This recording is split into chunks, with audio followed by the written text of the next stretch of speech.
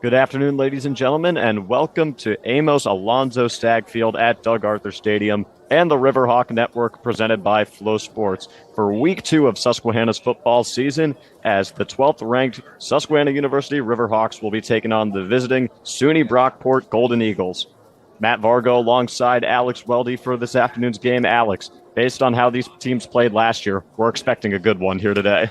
Absolutely. These two teams met last year at Brockport in what ended up being a defensive battle. These two teams were amongst the leaders in the country in terms of offensive scoring, but when they played against each other, it was all about defense. Susquehanna winning with a field goal late in the fourth quarter by the final score of 6-5. No offense to speak of. Both teams struggled to throw the ball. Both teams did not run the ball anywhere near as efficiently as they usually do. And it'll be interesting to see what we have today, because obviously these are two strong defenses, two strong fronts. But with more talent on both of these offenses in terms of the skill position players, I think we could see a lot more offense than we got a year ago. The offense for both teams came out in full force in Week 1. Susquehanna taking down Bridgewater 41-7. Meanwhile, Brockport taking on Buffalo State at home last week beat them 27-0. Both teams very capable offenses, as you said. But what are the keys for Susquehanna to walk away with a win today? I think the keys is going to be controlling the game at the line of scrimmage. These are two really strong run defenses who both averaged less than 3 yards per carry on opposing teams' runs last year. But on the flip side, these are two very strong rushing offenses with great run games. Isaiah Simmons, the running back for Brockport, is the star playmaker for this offense. And then we know how good the Riverhawks are at running the ball. Tommy Grabowski ran for over 1,000 yards last year. The quarterback, Josh Ehrlich, not far behind. And neither of those two guys were quite as explosive as the first-year running back, Rashawn Lamont, who had an unbelievable game a week ago in his Susquehanna debut. So I think it's just a matter of the offensive lines being able to control the pace of the game, letting their teams run the ball. And if they're able to do that, there's going to be a lot more points than there were a year ago. And you mentioned it with Rashawn Lamont. In his first career game as a Riverhawk, 9 rushing attempts, 123 yards rushing, and 2 rushing touchdowns, to go along with 3 catches for 99 yards and a touchdown, including the one where he took a little screen, 86 yards all the way for a score. But Isaiah Simmons, the sophomore running back, as you said, for Brockport, very strong outing himself. 19 rushing attempts, 185 yards, and 2 touchdowns on the ground. And as such, both were respectfully named their conference's Offensive Player of the Week. Rashawn Lamont in the Landmark and Isaiah Simmons in the Empire 8. Yeah, these two players are certainly going to have to carry big roles for their offenses once again. Simmons is more the traditional bell cow back who takes a lot of the work for Brockport, whereas Rashawn Lamont only had 9 rushing attempts and 12 touches last week. He's not necessarily someone who's going to get the ball a lot, given how much talent the Riverhawks have in the backfield. But whenever he has the football, a home run play is possible. And for Josh Ehrlich, coming off possibly one of his strongest games in a Riverhawks uniform, 20-33, 279 yards passing, 3 passing touchdowns, and 104 rushing yards to go along with 1 rushing touchdown. It was an incredible game all around. But Ben Gucella, the new starting quarterback for the Golden Eagles, came off a strong Week 1 performance in his own right. Now, he didn't play in last year's contest, and in a game where the quarterback play for Brockport really killed them in a low-scoring game. What do you expect from him today, trying to continue his impressive season thus far? Yeah, I'm curious to see how both of these quarterbacks look. For Gucella, trying to build off the good game last week, as you said, completing 60% of his passes, throwing for 2 touchdowns against Buffalo State. Even though Brockport's more of a run-first team, very similar to the Riverhawks, they have a very capable quarterback, but they're going to be going up against a tougher defense. As for Josh Ehrlich, as you said, he had one of the best games of his Riverhawk career a week ago, and I think his performance today will really show us how much he's improved over the last year, because he struggled in the win last year against Brockport, but he's gotten so much better, more efficient as a passer, smarter as a runner, more dynamic as a runner as well. So I think that'll really show us the leaps and bounds that he has made from last year to where he is a full season later. Yeah, he was 14-25 in that contest for 155 passing yards, no touchdowns, and 1 interception, to go along with 57 rushing yards. And it came all the way down to the very end. A walk-off field goal by Christian Colasurdo to get the job done for the Riverhawks and avoid a very tough loss on the road against a good defense. Like you said, last year they averaged just 12.2 points per game allowed, which included just 71.8 rushing yards allowed per game, equivalent which is the equivalent of 2.3 yards per carry. And as it shows against their matchup with Buffalo State, the defense looks like it hasn't missed a beat despite some turnover, pitching a shutout. Yeah, they only let up 1.2 yards per carry in the game against Buffalo State, and even if you take out the sack, they would have allowed under 2. Now, obviously, this Riverhawk offense is a little bit more dangerous. 3 strong running backs. We talked about Rashawn Lamons, but of course, Tommy Grabowski, the power runner, over 1,000 yards a year ago. And then Matt Sertz, the sophomore as well, a very capable player in his own right. And of course, Ehrlich as well, one of the best rushing quarterbacks at the Division III level. As both teams line up to get ready for the national anthem, we will step aside and see you once that concludes here on the Riverhawk Network. Playing at the Star Spangled Banner by the Susquehanna University Stadium Band, led by director Brett Shorto Osterman, accompanied by the singing of Autumn to Cosmo.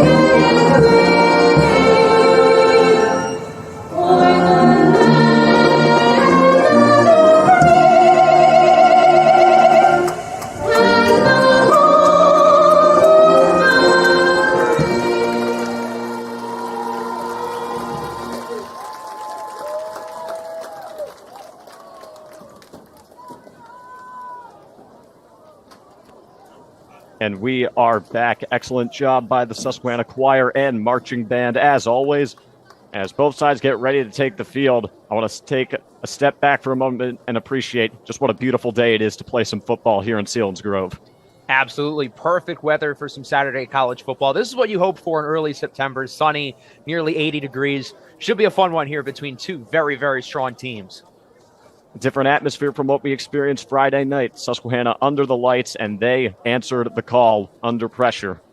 41-7, complete domination. Defense forced 4 turnovers, did not allow an offensive score, but there certainly were some things that needed to be cleaned up from that game. Yeah, the biggest issue for the Riverhawks in their win against Bridgewater was the penalties. Those are a real problem for them. Undisciplined at the line of scrimmage. Something they've got to improve upon. It happens in your first game. You're not going to be perfect. But they can't let that happen again today against the Brockport team, who, again, they only beat by 1 a season ago. Susquehanna will receive the first half kickoff. The Brockport's defense will get a chance to make a statement early as they get ready to kick away. Dan Giangrasso, the 5th-year kickoff man, walking back, ready to get this one underway. House back deep for Susquehanna. Kyle Howes back deep for the Riverhawks. We know how dangerous he can be given the opportunity. Didn't get much of a chance last week. But as Brockport approaches it, we are underway here at Susquehanna. Howes will let it bounce into the back of the end zone for a touchback. And out comes the Riverhawk offense. Alex, who is the Riverhawk player to watch on this offensive unit? I think the Riverhawk to watch today is going to, of course, be Rashawn Lamons. He had an incredible first game with the Riverhawks. Let's see how he follows it up against a great Brockport defense. And I'm curious about the usage of these running backs because, again, the Riverhawks have 3 really good ones with 3 very differing skill sets. Strength versus strength is the name of the game here. Both of these teams like to play smash-mouth defense and run the football. Lamons to the left of Josh Ehrlich, fresh off an incredible performance with 2 receivers wide. Awaiting the snap, playing some hard count. He takes it, and it goes to Rashawn Lamons for a small gain of around 3 yards. I think what impresses me most about Lamons, obviously we know he is the big play home run speed. But for a smaller back, he's really good in the short game. This is somebody who can fight for extra yards, break tackles, and I think that's really an asset of his. Susquehanna quick to the line. They give it back to Lamons. And again, not much more to go. Another small gain of around 3 yards, which will set up around 3rd and 3 from this spot. I'm curious to see what the play call is going to be here on 3rd down, because the Riverhawks can kind of open things up. They can go back to the run. They've gotten around 3 to 4 yards per gain on the ground, so they could easily do that again. But Brockport has to be prepared for the pass, and we saw this explosive, dynamic passing game a week ago, and that was without a big game from Kyle Howes. So if they can open things up for him, the sky is the limit offensively. Howes with 6 catches, 68 yards, and a score at the very end. With 3 receivers wide and Ehrlich in shotgun. Takes the snap. He's got time and a clean pocket. Finds Buchter for a nice gain at around the 45. The emergence of Chris Buchter has been really big for this Riverhawk team. He played well down the stretch last year. He had a good game a week ago with a big touchdown after the catch in the first half. I wouldn't be surprised if he has a significant role behind Howes as the clear number 2 in the passing game.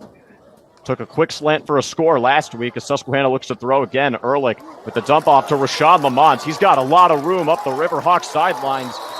Able to get some extra yardage, slipping a tackle down around the 35. Today's modern game as a running back, you have to be able to catch the football. And we saw what Rashawn Lamont could do a week ago. As we take a look at him here in the replay, his ability after the catch is really sensational. We saw it on the 84-yard screen in the win against Bridgewater, and he shows off again there for a first down. Susquehanna hurrying to the line quickly. We'll see if Brockport can get some kind of positive energy as Lamons takes it to the right for a nice gain inside the 30, around the 28. Riverhawks looked for runs up the middle early with Lamons. Now we go to the outside where he's most dangerous. Gets a really strong gain. And as I mentioned at the beginning of the drive, I'm curious to see the usage of these backs. So far, it's been pretty much all Lamont, and I'm curious to see how much that continues going through this drive and the rest of the first quarter. Goes on a series-by-series basis with Coach Tom Perkovich. As Ehrlich will look to throw again. Pocket collapses on him quickly. Gets rid of the ball. Finds number 84, Rowan Hershey. But it doesn't look like it gained any yardage, so that'll bring up 3rd down.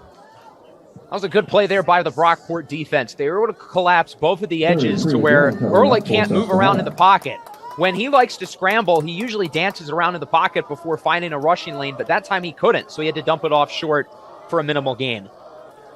3rd down and 2 for Susquehanna. Looking to the sidelines is Ehrlich. He's got Sean Yamada and Rashawn Lamons with him, with Kyle Howes out to his left. Looks like Brockport's looking to bring some pressure. And he keeps it himself. He finds Kyle Howes, but he drops it. It was a bit low, but it'll bring up 4th down. Yeah, that was a touchdown if Kyle Howes makes the play. Not an easy ball to catch. It was coming in quick, as you said, a little bit low. But if he gets that, he's taking it all the way. A tough break for Kyle Howes, and it looks like Susquehanna will keep the offense out there on 4th and 2. Alex, you're the Lions fan. You're used to tough decisions like this. What do you think of this decision early on? I think this is the right call, and I think we've seen Dan Campbell revolutionize the 4th down decision-making of teams. Analytically, going forward in this range is the correct move. It's not the aggressive call, it's the smart call. Brockport with a chance to halt Susquehanna's momentum. Ehrlich's in an empty backfield with 5 receivers wide. He dumps it off to Buchter, and that'll get the first down into the red zone. Ehrlich took a shot there. Yeah, a lot of pressure there. That was Mike Tolbert, one of the linebackers, in the backfield, coming off of the blitz immediately, but Ehrlich does a good job of recognizing it. He gets it out, and that was a really nice catch there by Buchter to get the first down. Like Tyler, as you said, one of the standout defensive players on this Brockport unit. So close to a stop as Lamons gets it for a short gain close to the 15. I think Brockport's run defense has been pretty solid. The Riverhawks have really tried to get a lot going on the inside. They've been able to get decent gains, but nothing crazy. The Brockport front has been able to collapse rushing lanes really quickly. Nick Gonzalez a little bit slow to get up, but he's staying out there for Susquehanna. He is the anchor on Ehrlich's blind side. Now here on 2nd and 7, Susquehanna needs to get a touchdown here. That's something Coach Perk talked about in the previous matchup. Whenever they got close They either came away empty-handed and/or turned the ball over. Lamons behind Ehrlich. Now to his right with two receivers wide, those being Howes and Buchter. Lamons gets it himself. Looked like a hole, but it closed quickly. And it'll bring up another third down. The Riverhawks have continuously utilized Lamons on this drive. He's had a good 5 or 6 touches already. Only got it 12 times a week ago. But it seems like they're not restricting his usage. They're really relying on him early. So I don't think he's going to be a guy who regularly gets 10 touches a game like he did last week. I think this is somebody who's going to touch the ball more than just about anybody on offense if this drive is indicative of what Coach Perk has planned offensively going forward. Vinny Pisa, Marquand Fluid there to close up the driving lane for Lamons as Ehrlich will look to throw on third down. Finds Lamons again. He extends, but does he have enough for the first down? It looks like they'll give it to him. Another really nice play there after the catch by Lamons. Fighting for extra yardage. He knew he had to get it to around the 8, and he stumbles. It looks like they're going to call him just short. In real time, it looked like he got it, but nonetheless, he's really close. And I feel like on 4th and inches, you got to punch it in and go for it here. Again, it's not the risky call. It's the correct call here, especially when you're just inches away from the yards marker. We see a brotherly shove formation, and the Riverhawks executed enough. It's hard to see with all the bodies. Straight ahead. No signal yet from the officials. Brockport thinks they made a stop. And from the spot, it looks like they will give it to the Riverhawks. That was a close call, and these types of shove plays on 4th and short, it's a little bit risky against a team like Brockport, who again has such a good front, but the Riverhawks are able to just crack out enough yards to get the first down. And now, with the goal line near, they're in good position here to score a touchdown on their opening possession, something neither team did in the matchup a season ago. Ehrlich hands it off to Lamons, and a great play by the Brockport front. Looks like a very minimal gain, if any. A play made by Ben Robinson, number 6. Robinson and O'Mara quickly there in the backfield, not letting him get anything, as this stout run defense continues to impress me, even against a great back like Lamons and a great offensive line. The Riverhawks have not been able to get more than 3 or 4 yards at a time going up the middle. That time they really didn't get anything. Susquehanna has had success more so in the passing game on this drive. As the clock approaches the 8-minute mark of the first quarter, 3 receivers wide for Ehrlich. He wanted a throw, but it collapsed quickly, and a sack for Brockport. Guess who? Ben Robinson.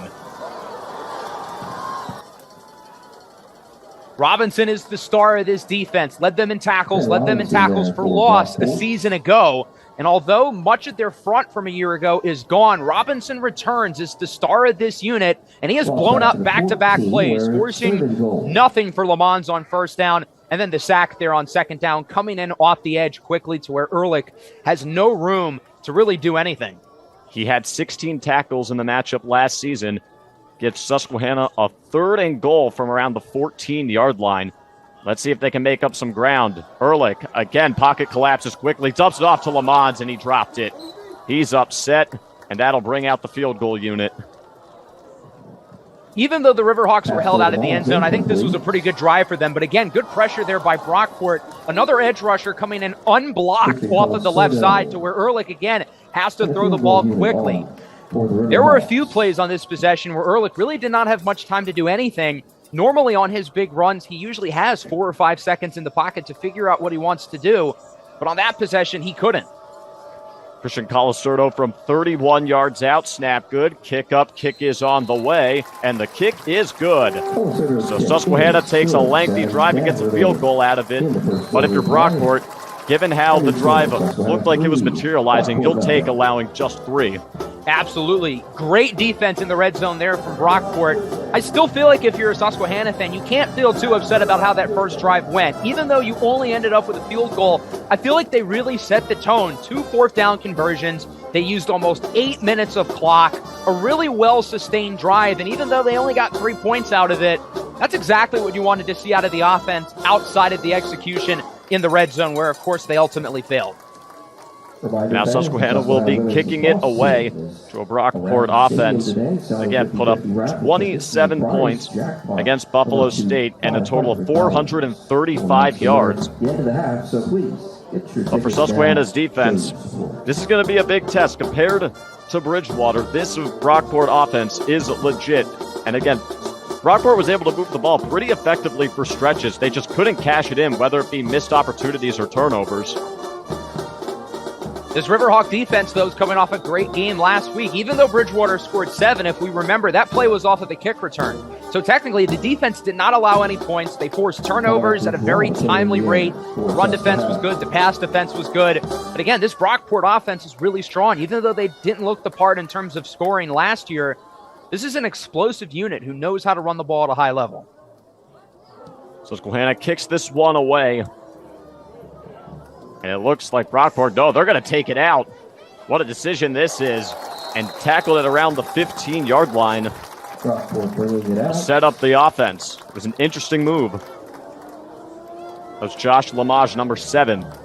Yeah, I'm a little bit surprised they returned that. It seemed like as Lamage was catching the ball, he was backing up a little bit as if he was going to take a knee. He was a good 3 or 4 steps into the end zone as well. The Riverhawk kick return coverage was a little spotty last week. Obviously, they allowed the touchdown, but I'm still a little bit confused by that decision, and now Brockport's going to have to start inside their own 20. Especially considering his momentum was carrying him backwards as well. It's not like he had a running start, but that is that. And on the first offensive play for Brockport, quick little pass, complete to Nolan Sluka for a gain of around 5 yards. Sluka's going to be one of the guys to watch for this offense. 6 catches, 82 yards, and a touchdown a week ago. Really, really good playmaker for them. He was able to get open there, getting a decent gain, making it a 2nd and medium. Ben Gocello, the quarterback, again, a strong outing in week 1. Joined by his partner in the backfield, Isaiah Simmons, who had an even better outing on the ground. As he takes the ball, trying to find a hole. There's not a lot there. He got maybe a yard or 2. And just as we talked about with Susquehanna on offense, the line of scrimmage is going to be a big deal for both teams. On that play, as you can see, collapsing the rushing lanes immediately for Simmons, who averaged nearly 10 yards a carry a week ago. Really built up a big role in this Brockport offense as the year went along last year. And now he is the star of the show. Again, as we mentioned, winning the Empire 8 Co-Offensive Player of the Week last week. Gocello will throw on 3rd down, and he is sacked. Play blown up immediately. That's Brian Layton, number 93. It'll force a punt. Great job there by Layton, getting into the backfield immediately. The offensive lines really struggled in their meeting a season ago, and that's already been the case here today. Layton does a great job of getting off his blocker quickly and immediately in the backfield, wrapping up Gocello, forcing a 3-and-out. And while talking to Coach Tom Perkovich during the week, Brian Layton was his defensive player to watch, and he makes it count right there on that play, forcing the punt. They do punt it away to Kyle Howes, who has to run in, and he's forced to fair catch it around the 43, but good starting field position nonetheless for the Riverhawks. And great opportunity here for them to add to their lead, starting past the 40-yard line already. We saw them chew almost 8 minutes of clock on their opening possession. They were able to set the tone at the line of scrimmage on both sides of the ball. Let's see if they can carry that over here to the second drive. The passing game looked really solid as well. Ehrlich, when he had time to throw it, made some impressive passes. So we'll see if the Riverhawks are going to look to use more of the explosive big plays that we saw a week ago with Ehrlich and the passing unit. Ehrlich with Lamont to his right and 2 receivers wide. Quick look over to the sidelines. They've also got Sean Yamada, number 33, in at tight end. Awaiting the snap to get this drive going. He takes it and hands it off to Rashawn Lamont. And again, not a whole lot there. Maybe a yard if he's lucky. Play made by number 91, Jason Thomas. Yeah, really good play there by Brockport. And as you mentioned last week, we kind of saw the backfield be a series-by-series thing. One drive, it might be Lamont. The next drive, it might be Grabowski. So it's interesting that the Riverhawks are going right back to Rashawn Lamont after he had pretty much all of the usage at the running back spot on the opening possession. Brockport making it known right away that he will not take over the game like last week. On 2nd down and 9, Ehrlich will look to throw. He rolls out, and it's blown up immediately. He's going to take off. He gets a good chunk of yardage there, but it'll still bring up around a 3rd and 4, 3rd and 5. On the rollout. That was a good job there by the Brockport defensive line to immediately send pressure. Marquand flew it in the backfield, but Ehrlich is so dynamic, and this is what makes him special as a quarterback, his ability under pressure to find rushing lanes and turn them into big gains. Blew it with only 1 tackle in the game against Buffalo State, but also a pass defense. It's now 3rd down and 5 for Susquehanna. 3 receivers to Ehrlich's right and Lamont to his left. Plenty of time for Ehrlich. Now asked to roll out, has green grass ahead, and he's going to take off. Oh, he took a shot, but he's got the first down. But man, he took a shot right there. Yeah, big hit for Josh Ehrlich, putting his body on the line there to try to make sure he got the first down. As you can see here again, the pocket collapses. The interior of the Riverhawk offensive line has struggled in pass protection so far. Ehrlich has space to the right side as he's able to get close to the first down marker. I think they're going to give it to him. Yeah, he took a beating there. Big hit and a good job to get a few extra yards after contact. That was a really big hit Ehrlich took. He gets right back up to his feet. If there's one thing you can say about Josh Ehrlich, talking with his coaches and his teammates, he is one tough kid. You can tell he's really wants to get back in the game. But for now, at least for one play, it'll be Tommy Wright, number 13, who did see some action against Bridgewater. Wright played a little bit down the stretch, but now being called upon here in the first quarter. We'll see how long that the Riverhawks are going to need him, and I'm curious to see if the playbook looks any different, if there's going to be any restrictions in terms of the passing game. They had no qualms letting him sling it in the little action that he did have, and he's going to throw it on 1st down, finds his man for a relatively short gain, and it's Kyle House, number 5, for around 6 yards. Yeah, I think as long as Wright is in the game, the goal is to try to not necessarily be Superman, but make consistent throws. He does it there, finding Kyle House open near the sideline for a solid gain.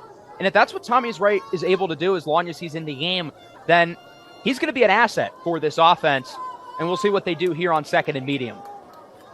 Ehrlich still on the sidelines right now on 2nd and 5 with 3 receivers to his left. He's going to throw again. Screen to the Rashawn Lamons. This time not a lot there. Looks like around no gain. But a great play nonetheless by Brockport again. And they've got an injured player down by the Riverhawks sidelines. Looks like it's number 90, Alan Ramirez Jimenez, who made the tackle on Lamons. Yeah, it was a good play there by the Brockport offense. Darwin Fenor blew it up immediately before finishing it off, and that'll make it a 3rd down here.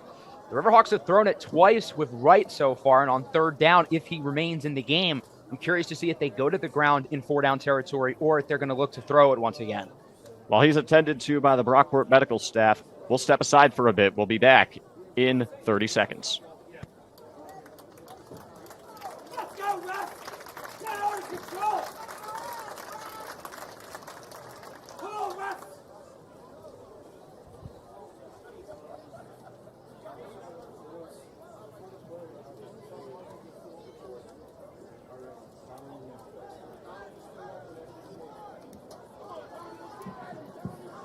Ball spotted at the Golden Eagle 40, 3rd and a short 5.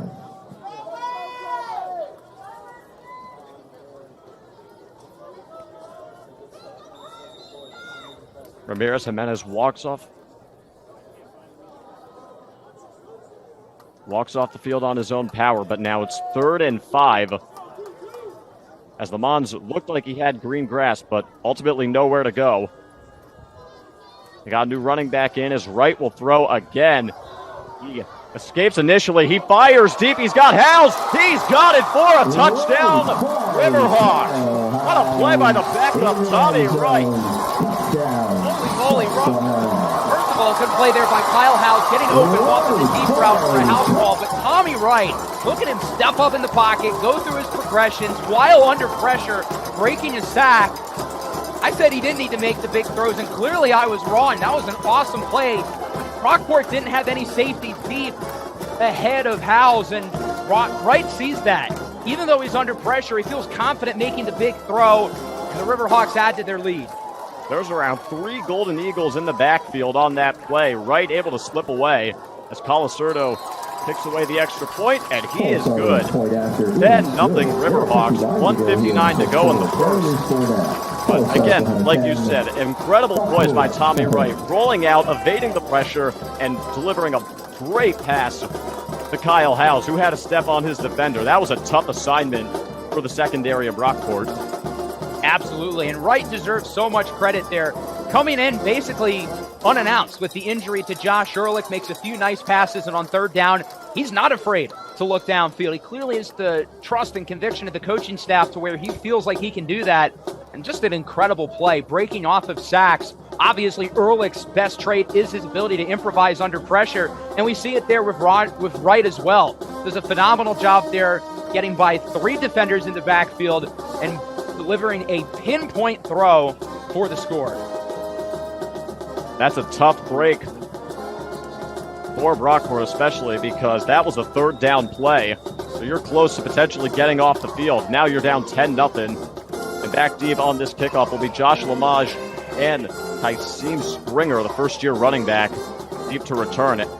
And we'll see what they do this time, but they are hoping for some good field position right off the bat.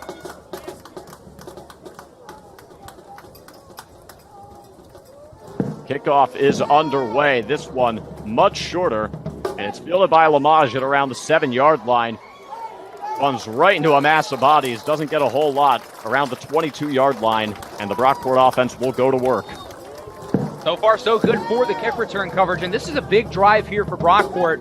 We're 12 minutes into the first quarter, and Brockport's only ran 3 plays so far. They've got to get something going here on offense. They struggled to run the ball. They couldn't get anything in the passing game. Obviously, Leighton with the big third down sack. So they've got to get a sustained drive here, get some points, make it a 1-score game before the Riverhawks have an opportunity to really make this a big lead. They controlled that Buffalo State game right from the get-go, led 13-0 after the first. Trail here early as Coachella, pass incomplete, intended to Brian Caldwell Jr. and covered by Stephen Williams of the Riverhawks, number 7, who had a big game against Bridgewater. Yeah, Williams, of course, with the huge interception. And on that play, I think there was some miscommunication between the quarterback and the receiver. Caldwell wasn't expecting to pass so early. He wasn't necessarily able to read Coachella's eyes, who throws it to him immediately. And Caldwell's unable to make the play because he doesn't see the ball coming. Now, on 2nd down and 10, Coachella, imagine this will be another pass, but we'll see. Did some movement up front early. That play goes to Isaiah Simmons for a nice gain overall. It'll make it 3rd and manageable. That was a good play there by Brockport on 2nd and 10. They don't feel like they have to go for the big play. Get a solid gain on the ground, make it 3rd and 4. Now you can open up the playbook a little bit. With a playmaker like Simmons, you can afford to run the football, but they also have the ability to pass it. So the Riverhawks have to be prepared for either. Another big chance for the Susquehanna defense to get a quick 3 and out and give the offense another shot. Coachella, quick throw, pass incomplete. Intended for Nolan Sluka, was a bit ahead of him. But now, again, another tough 3 and out for the Golden Eagles. They got to punt it away again. Yeah, I think the miscommunication there, again, was the problem. Sluka wasn't necessarily expecting Coachella to throw the ball that quickly. So that's twice on that possession where Coachella throws it and the receivers aren't necessarily seeing it coming. Another 3 and out here for Brockport. Certainly not the start that their offense was hoping for. And now their defense is going to have to come up with a big stop here before the Riverhawks really make this a big first half lead. 1:13 to go in the first. That's another thing. They've barely run any time off the clock. It's a line drive kick for Kyle Howes, looking to make something happen. Gets to around the 36-yard line before taking a shot right to the midsection. But a solid return nonetheless. And the Susquehanna offense will go to work again with Josh Ehrlich returning to the field. Certainly good to see him back. Obviously, Tommy Wright, made a good impression on that last possession. But now Ehrlich returns under center for the offense. He was looking pretty good before he got injured. So let's see what he can do back here with around a minute left in the quarter. 3 receivers to the right of Ehrlich, along with Tommy Grabowski in the backfield. So Rashawn Lamont will take a seat, at least for the time being. But for Susquehanna, this is a big chance to step on Brockport's throat really early on, potentially make this a 3-score game, as the first play, the drive goes to Grabowski, and he maybe gets a yard. So on the first two possessions, it was Rashawn Lamons getting a majority of the carries, but here it's Tommy Grabowski now in at running back. So maybe this is going to be his drive, and I think that's a good idea to have Grabowski in now.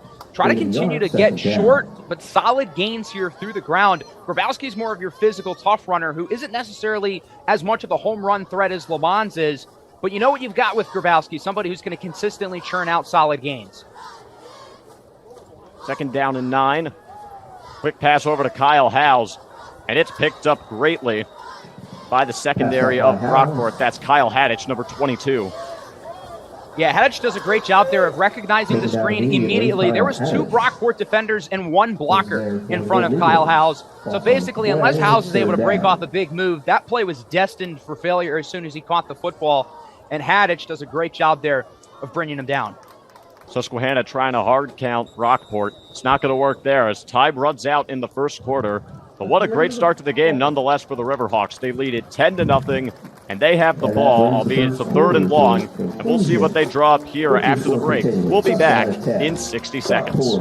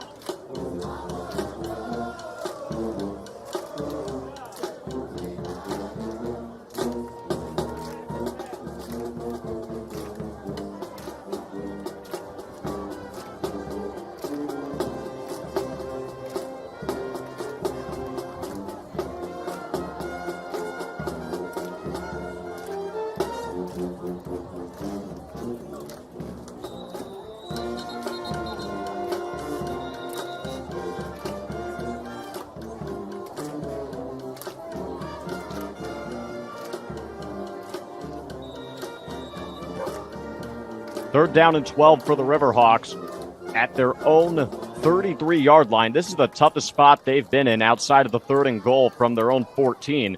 But right here, they're staring down their potential first punt of the afternoon if they can't pick this up. 3 receivers wide for Ehrlich alongside Grabowski in the backfield. As Ehrlich, with a clean pocket, has some time. He finds Buchter, but he dropped it. It would be short of the sticks anyway. But a tough break for Susquehanna, and now they will punt. It looks like Brockport's in zone coverage, and Marquise Wright, the corner, does a good job of making the contact. I don't think Buchter would have caught it anyway, but had he did, Wright would have been there to stop him shy of the first down marker. The Riverhawks would have had an interesting decision to make on 4th and short, but now that it's a 4th and long, obviously the clear choice, punt it away. Big stop there for Brockport. They needed to get some momentum on defense after a rough first 2 possessions. And now let's see if their offense can get something going after 2 3-and-outs. Would have been around a 4th and 2 had he caught it. But now Susquehanna kicks it away. It's a good punt. It's going to bounce, and it will be fielded by Daniel Manna. He gets into the second level. He's past midfield. He's up the Brockport sideline, and he is going to take it all the way for a touchdown. The Susquehanna special teams with another miscue, another kick return touchdown for the 2nd week in a row, and that will give Brockport some life. It's 10-6. That took an unlucky bounce. I'm surprised that Manna decided to pick up the football because the way that thing was going, he could have easily misplayed it, and that could have easily been a muff. Not only does he pick it up, but he sees all that space, does a great job cutting to the left side. That was a risky play, but he's able to turn it into a home run. And again, special teams question marks for the Riverhawks. They let up a kick return last week. Now a punt return this week. I imagine in the meeting room this week, the coaching staff's not going to like what they saw there. Extra point is good. So 24 seconds into the second quarter, Brockport gets on the board from the special teams. And we'll see how Susquehanna's offense responds. They responded greatly after this last week, and so did the defense. Again, Bridgewater unable to score again. It's going to take a lot more this week compared to last week, especially with that Brockport front, for the most part, playing pretty well early on. Yeah, it feels like the momentum of this game has switched on a dime. Now, again, we said that last week. The Riverhawks responded really nicely, but they're going to have to do it again.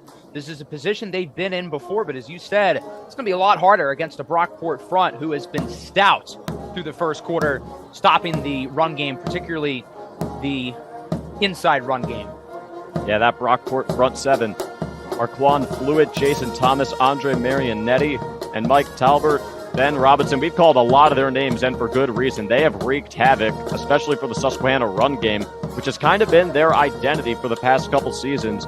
But in that first quarter, only 26 rushing yards, and simply, that's just not going to get it done. And it could lead to some one-dimensional play for Susquehanna down the line if they can't figure it out. Yeah, major far cry from last week. Rashawn Lamons, 9 carries for 123 against Bridgewater. Today, 7 for just 19. Josh Ehrlich a week ago had over 100 yards on the ground himself. 13 carries for 104. But today, he has 4 rushes for 6 yards. Obviously, the sack included. But this Brockport front has done a great job. The defensive line forcing pressure up the middle. The linebackers not letting, particularly Ehrlich, get any room to the outside. And this possession is going to be a big one for the Riverhawks as they look to rush the football efficiently. Potential miscue there, but handled very well by Susquehanna. And a big hit around the sidelines. The Riverhawks want a flag. And it doesn't look like they will get one. A risky maneuver up the sideline. But here comes the Susquehanna offense. That was number 40, Justin Piwowarczyk, with the late hit towards the sideline. No call. I think that's probably the right decision there by the officials. It was certainly a late hit, but I think the ball carrier wasn't quite out of bounds to when the hit was made. And the Riverhawks open things up at around the 22 as they look for a more successful drive than their previous one. Rashawn Lamons back in the game for Susquehanna. He's to the right of Ehrlich, and Buchter and Howes are the 2 receivers wide. Lamons gets it on the first play, and again, not a whole lot there. Looks like around no gain, and it's Marquand Fluid making something happen. Fluid has been able to wreck this game defensively, sending pressure as a pass rusher in the run game, collapsing rushing lanes, that time bringing down Lamons. He has been one of the best players on the field here in this first half, having an awesome start to the game for Brockport. So they line up Lamons now wide on 2nd and 10. Ehrlich by himself in the backfield. Lamons in motion, and Ehrlich's going to take this one himself. Able to rumble through some bodies, but around a gain of 4 yards. We'll keep it. So another 3rd and longish for Susquehanna. They don't want to punt it away again and give this Brockport offense, or maybe even the special teams, a chance to tie or take the lead here. Yeah, I like what the Riverhawks tried to do with the pre-snap motion, overwhelmed the defense a little bit, but I'm a little bit surprised they went with the design QB run. Last week, Ehrlich's best runs were not off of design. They were off structure. They were supposed to be passing plays where Ehrlich was able to scramble for solid gains. And I think if you want Ehrlich to really get active on the ground, I think that's what the Riverhawks should be doing rather than design runs for him. In a pure passing situation on 3rd and 6, and Ehrlich with a strike down the middle to Kyle Howes, down around the 44-yard line. That was big to keep this drive going. The chemistry of Ehrlich and Howes showing there. Kyle Howes has some space towards the middle of the field. A couple defenders somewhat close to him, but Howes is able to create separation early off of the corner, and the safety's not able to get there quick enough. A good throw as well by Ehrlich on the money. Quick throw by Ehrlich this time as he hurries to the line. Finds Howes again for a gain of around 3. Bring up 2nd and 7. Again, he's out of bounds after a Yeah, not much there on gain. first down, but Second still a solid gain there for the Riverhawks. They just wanted to go short, get a few yards. Howes open toward the sideline. He's had a busy first half thus far. 4 catches, 60 yards. Of course, the lone touchdown on offense for the Riverhawks as well. 4 receivers wide, with Lamont to the right of Ehrlich. Rowan Hershey now in motion. Has 1 catch on the afternoon. Ehrlich hands it off to Rashawn Lamons. A better gain than most, but still around shy of midfield to the 48. Yeah, that was a good play there by Lamont. His ball carrier vision is something that's really impressed me. He was able to find a lane between the center and one of the guards. Gets a solid gain, making it a 3rd and 5. There's another injured Golden Eagle down around midfield. Looks like it's number 52, Mike Talbert Jr., the senior. One of their best defenders. You hope he's okay, but that would be a tough loss for Brockport if he's unable to continue on. Absolutely. Talbert's had a big game so far. Of course, blew up a play in the red zone on that opening possession, forcing the Riverhawks to only get 3. Able to get to his feet with some help from the medical staff. He'll look to walk it off, and we hope that he can keep going because he is an integral part to the Brockport defense. And now Susquehanna's offense will take the field again in a 3rd and 4 at the 49. So, Alex, what do you think you go with here? Do you go with the run, try to get closer, maybe a potential 4th down opportunity, or are you sticking to the air here? I think on 3rd and 4, you can afford to do either one, but I would look to the ground game. Good blocking there on 2nd down to give Lamont space up the middle. And even if he gets 2 or 3 yards, it makes it a 4th and 1, and it puts you in prime position to go for it. So I don't think you have to go for the big passing play on 3rd down. Just try to get closer to the sticks, and if you don't get it, be in position to go for it. Howes goes in motion, and Ehrlich with a quick throw to Lamont. He's got some room, but he's got to find a gap, and he does to get the 1st down and make a man miss. Looks like it was Malik Kelly that he put on skates to get the 1st down. Yeah, good play there by Rashawn Lamont. He has space up the field. He knows if he makes the first guy miss, he's getting the 1st down, and he's able to do that with the Riverhawks going back to the line quickly. Ehrlich again will throw. Clean pocket again. Throw high for Lamont, but he's got some room to run. Turn it on the Jets and is down at around the 30-yard line. Another 1st down. For most players, this is not a 1st down. As Lamont catches the ball, he has to jump up and make a hard play, but he has space to the outside. Again, his ball carrier vision, really impressive. He knows the rushing lanes he has to take. A rare ability for a first-year running back, especially considering how dynamic he is. He's so polished as well. His vision, his ability inside to make bigger guys miss. Just an all-around special talent. He's to the left of Ehrlich, Howes to the right, and Howes will take the handoff. Makes a man miss, stays on his feet. Had to work a lot for that one, but no gain back around the 30. No gain.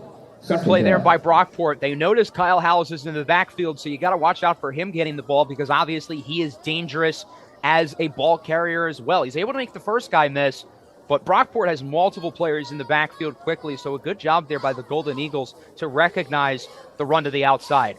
Is Jameer Clark, number 23, and Elijah Grooms, number 2, that were able to make that possible. It'll bring up 2nd and 10. Tommy Grabowski now the running back in for Susquehanna. Rowan Hershey in motion around the line of scrimmage, and we got a whistle.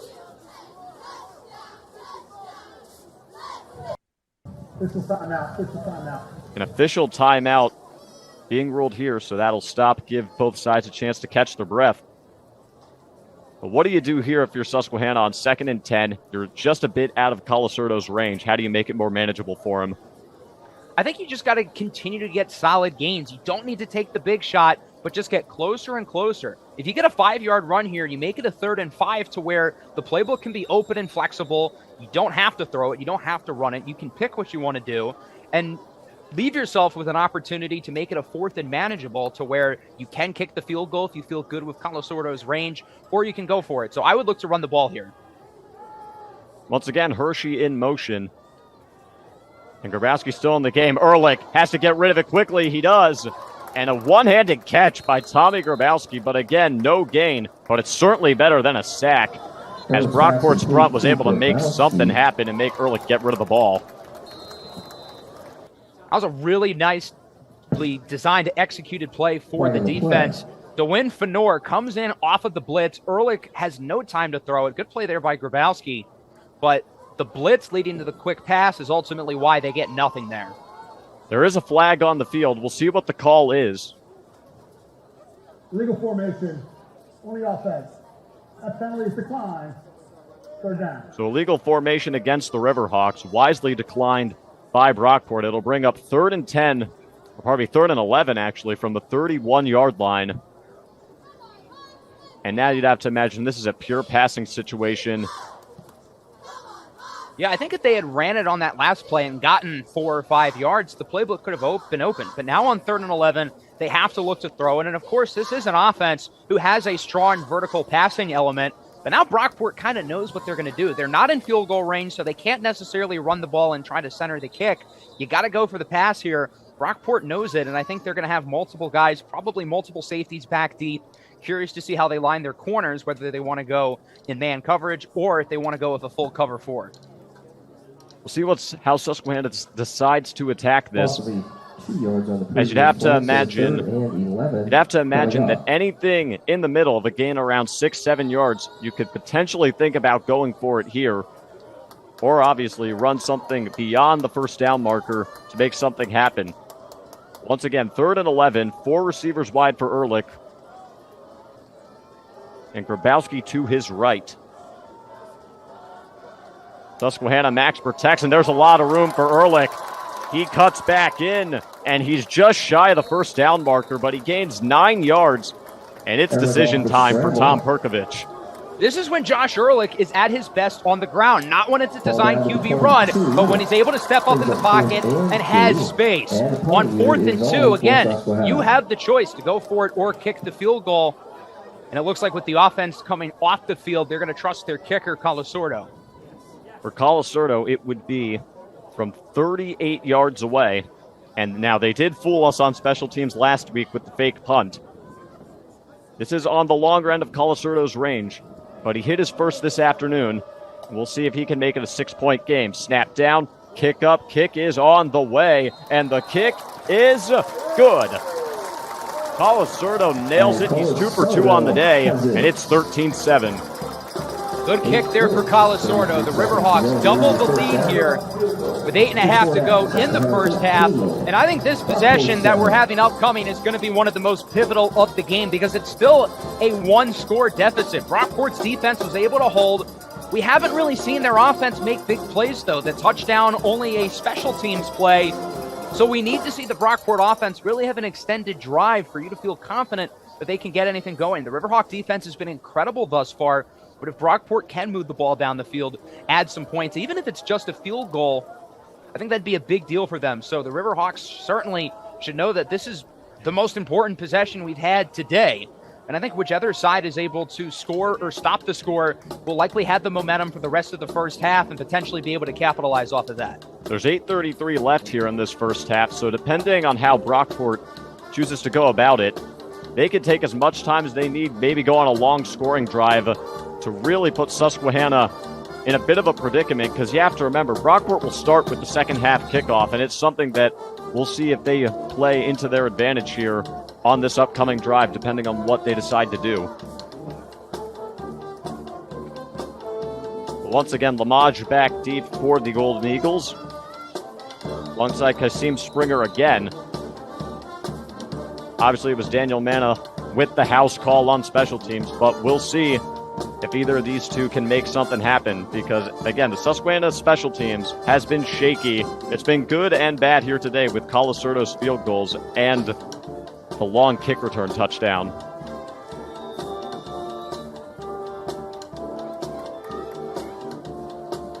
The kickoff about to be underway. And away we go. Lamage will field it at the 2-yard line. Is able to get to the outside, but runs out of bounds just past the 25. A solid return. Good play there for Brockport. They're going to have a pretty solid opening field position. And if he was able to keep his feet in bounds, he could have gone for a bigger play. The Riverhawks do a good job of forcing him out, but still a good return. Good blocking up front, giving him all that space to the right side. Now here we go. A massive possession here for the Golden Eagles. Their offense has struggled so far today, but again, if they can score here, I think they can really change the momentum of this game. And we'll see how they are on this series, because you have to remember, after the touchdown, Susquehanna immediately got the ball back, so they've been sitting for a long time. And here on first down, that play goes nowhere. Simmons tries to break free, but that's Jake Schultes for a loss. Actually, no, Garrett Carter, pardon me. Right there. Carter's coming off a big game last week, the landmark defensive player of the week in the win over Bridgewater. He does a great job there of getting by the offensive lineman immediately in the backfield fast, and Simmons has nowhere to go. There's nothing he can do about it, because when Garrett Carter's busting through the line with a full head of steam, you're not going to miss that tackle. Second down and 13. Coachella quick pass. Finds Daniel Manna for a very small gain, if any, and another 3rd and long for the Brockport offense. Susquehanna's done a good job putting them in these spots. Brockport has put a lot of their focus in throwing the ball to the outside. The middle of the field was wide open because the Riverhawks know that's not where they're looking. Coachella seems most comfortable throwing towards the sideline. I'm curious to see if that's where he looks again on 3rd and long. Fans are stomping their feet right below us. 3rd down and 12. Susquehanna's defense looking for another 3 and out. This would be big as the clock approaches the 7-minute mark.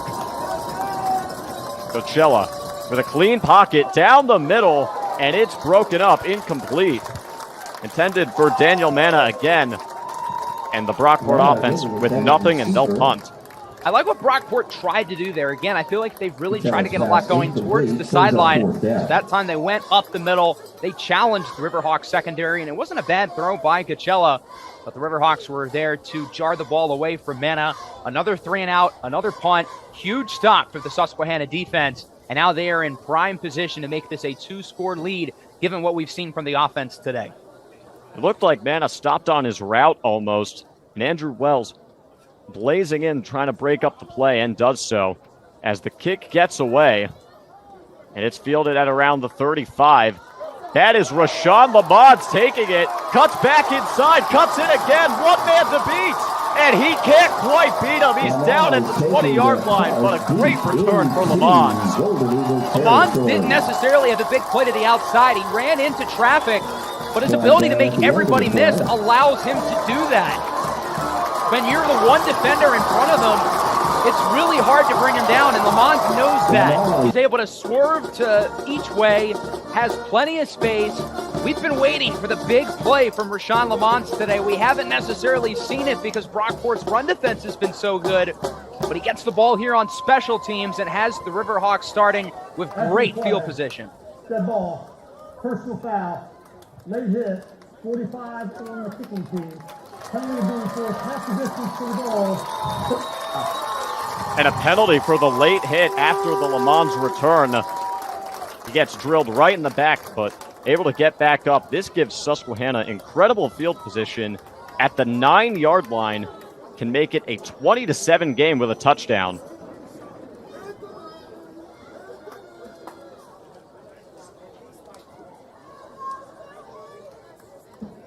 Now on 1st and goal from the 9, a new running back on the field for Susquehanna. This time they're going to go with Matt Sertz, number 38, behind Ehrlich, with Buchter to his left and Howes to Ehrlich's right. Sean Yamada also out there as well. And around to Kyle Howes. He's got green grass ahead. Race to the corner, and he wins it. Touchdown, Riverhawks. Kyle Howes, 2nd touchdown of the game. What a quick play for the Riverhawks to get into the end zone. What an excellent play call here. They fake the handoff, the defense bites, and once Kyle Howes gets it, he sees plenty of open space for the touchdown. These end arounds are becoming more commonplace in football because they consistently lead to big gains. It keeps the defense guessing, and Howes is able to break off another one, his 2nd touchdown of the first half. So Susquehanna, this time in the red zone, does not miss their opportunity. They punch it in, and Colasurdo with the kick away, and that kick is good. A 13-point lead for Susquehanna with 6.5 to go in the first half. And now the pressure is really on this SUNY Brockport offense to get out of their slump and go on a scoring drive. And that's why I think that last drive was so important. They had an opportunity down by 6, but they get stopped. They allow the big special teams play, and the Riverhawks only need one offensive snap to add to their lead. And now Brockport's feeling the pressure, down 20-7. Their offense still hasn't really given them a whole lot. They're going to have to get something going here to try to potentially make it a one-score game once again. And this time for Brockport, you'd imagine as this game is starting to slowly get out of hand again, down 13, you have 6.5 minutes. You would love a touchdown, no doubt, but just any kind of points, even if you get a field goal and are able to run the clock down to the end of the first half, you'll get the ball at the start of the second and a chance to make up even more ground. So this still is a big opportunity. There is life, despite the momentum flipping massively in Susquehanna's favor again. As we look at this Brockport offense, there's literally nothing positive to say. They've had 3 drives, 0 first downs, and on their 9 plays, they've gotten a total of 4 yards. They really haven't shown anything. The run game has been really rough, -2 yards on 4 carries, and they haven't gotten a lot out of the passing game, only 2 short completions. They've got to show something here because they haven't through the first 20-plus minutes of the game. Lamage will fair catch it. And as you said, this struggling Brockport offense needs an injection of life. We thought they had it with the special teams touchdown, but Susquehanna immediately closed that door with another 3 and out.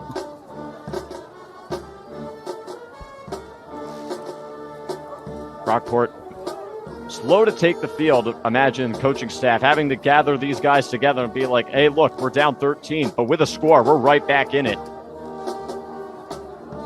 The door is open for Brockport, but offensively, they've struggled getting to the open door. They've got to do it here on this possession, still without a first down.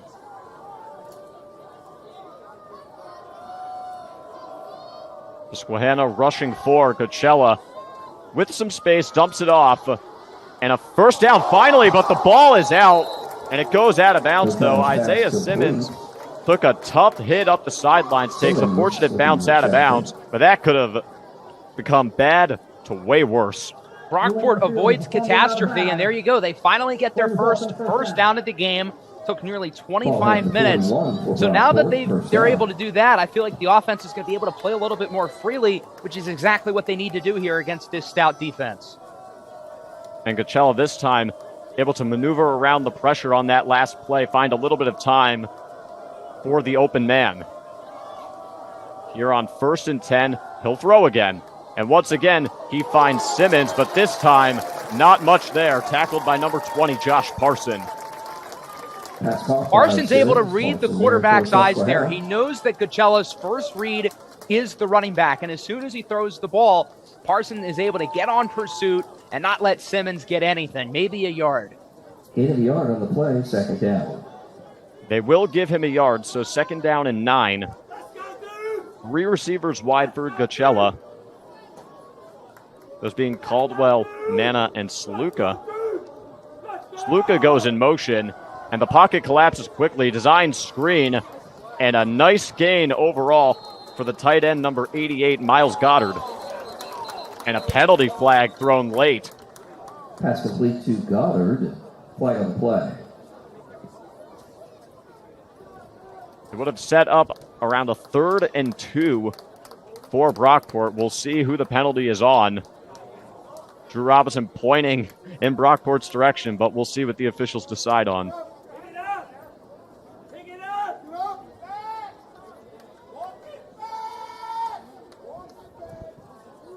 And the Brockport offense is moving backwards. Another indication this may be on them, which would be tough if that is the case, but here's the official. Personal foul. Blindside block. 55 of the offense. And it is. It's on number 55, Caleb Bain, the junior center, and that's a killer right there.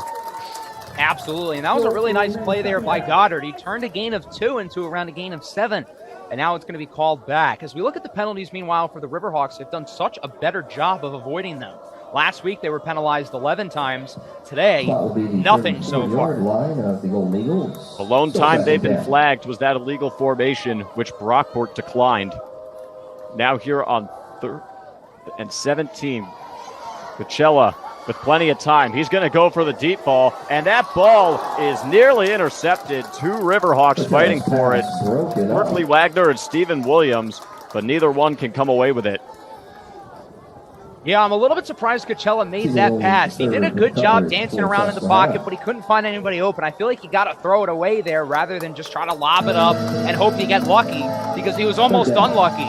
If only one of Wagner or Williams went for the ball, they probably would have ended up with it. So Coachella's lucky that both of them went for it, leading to the incompletion, and now a 3rd and long. Fans once again getting loud on 3rd and 17. A quick screen for Brockport. Maybe this could turn into something, but Susquehanna able to collapse in on it quickly. It's Latrey Bond there to help make the play along with Jake Schultes. And another punt coming for the Golden Eagles. The Riverhawk defense was in a cover 3. They had 3 guys back, one to the left, one to the right, and one to the center, covering all of their angles to not let up the big play. Brockport goes short for the screen. The Riverhawks can afford to let up a gain of a few yards because it's still going to be 4th and long, and Brockport's going to have to punt it again. They did get a first down on this drive, which hasn't been the case yet today, but still not much of anything going for the Golden Eagle offense. The punt gets away, and again, Rashawn Lamont, an opportunity to return, and he will. He breaks away, showing off that speed, gets across midfield, still on his feet before finally being brought down at the 40. Another excellent return for the first year. Sean Lamont with another big play. His speed is such a dangerous weapon. There's nothing Brockport could have done about it. Now, when he gets to midfield, I think this is where he should cut to the outside. He's done a great job of running in between defenders on these 2 punt returns, but I think once he got to around the 50, he could have cut to either side and turned that into a bigger gain. Still a good return, though, nonetheless. But unfortunately, a flag on the play, a block in the back against the Riverhawks. So that undoes a great return. Susquehanna O-line looking to plead their case to the officials. They don't win that battle. And as you said, Alex, they were very clean with penalties up till that point, and that's a tough one to swallow there.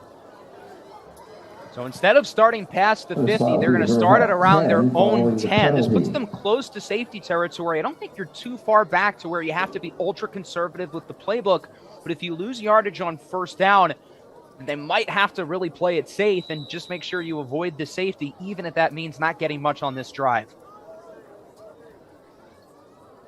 Ehrlich with 2 receivers wide. Again, Howes and Buchter. Looks like he's got Matt Surtz in the backfield. Awaiting the snap, looking for a hard count. It ain't there. Handoff goes to Surtz, a gain of maybe 2 yards to bring up 2nd and 8. Another good play there for the Brockport front. And if you're the Riverhawks, I think on 2nd down, again, given that you're within your own 15-yard line, you might go back to the ground here to try to make it a 3rd and manageable and potentially consider a passing play. Play designed to get a little bit more space away from their own end zone. Susquehanna letting the clock run to 3.5 minutes. They can control their own destiny here. Potentially get a score right before the half. Howes with another handoff. Again, it's Surtz.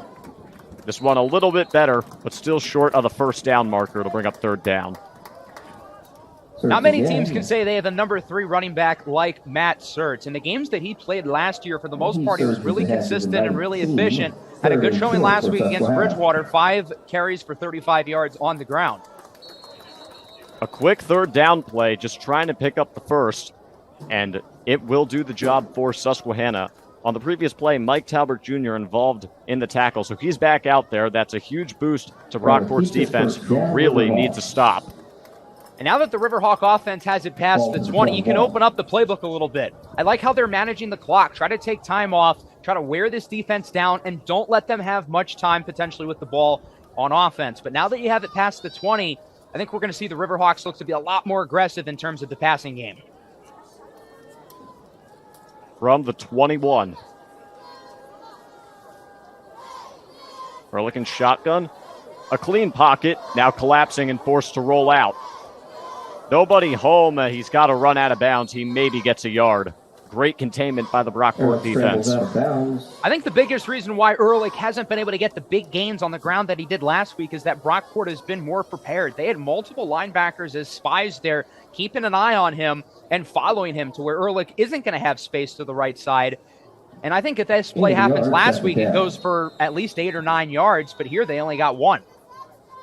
This is the 2-minute timeout.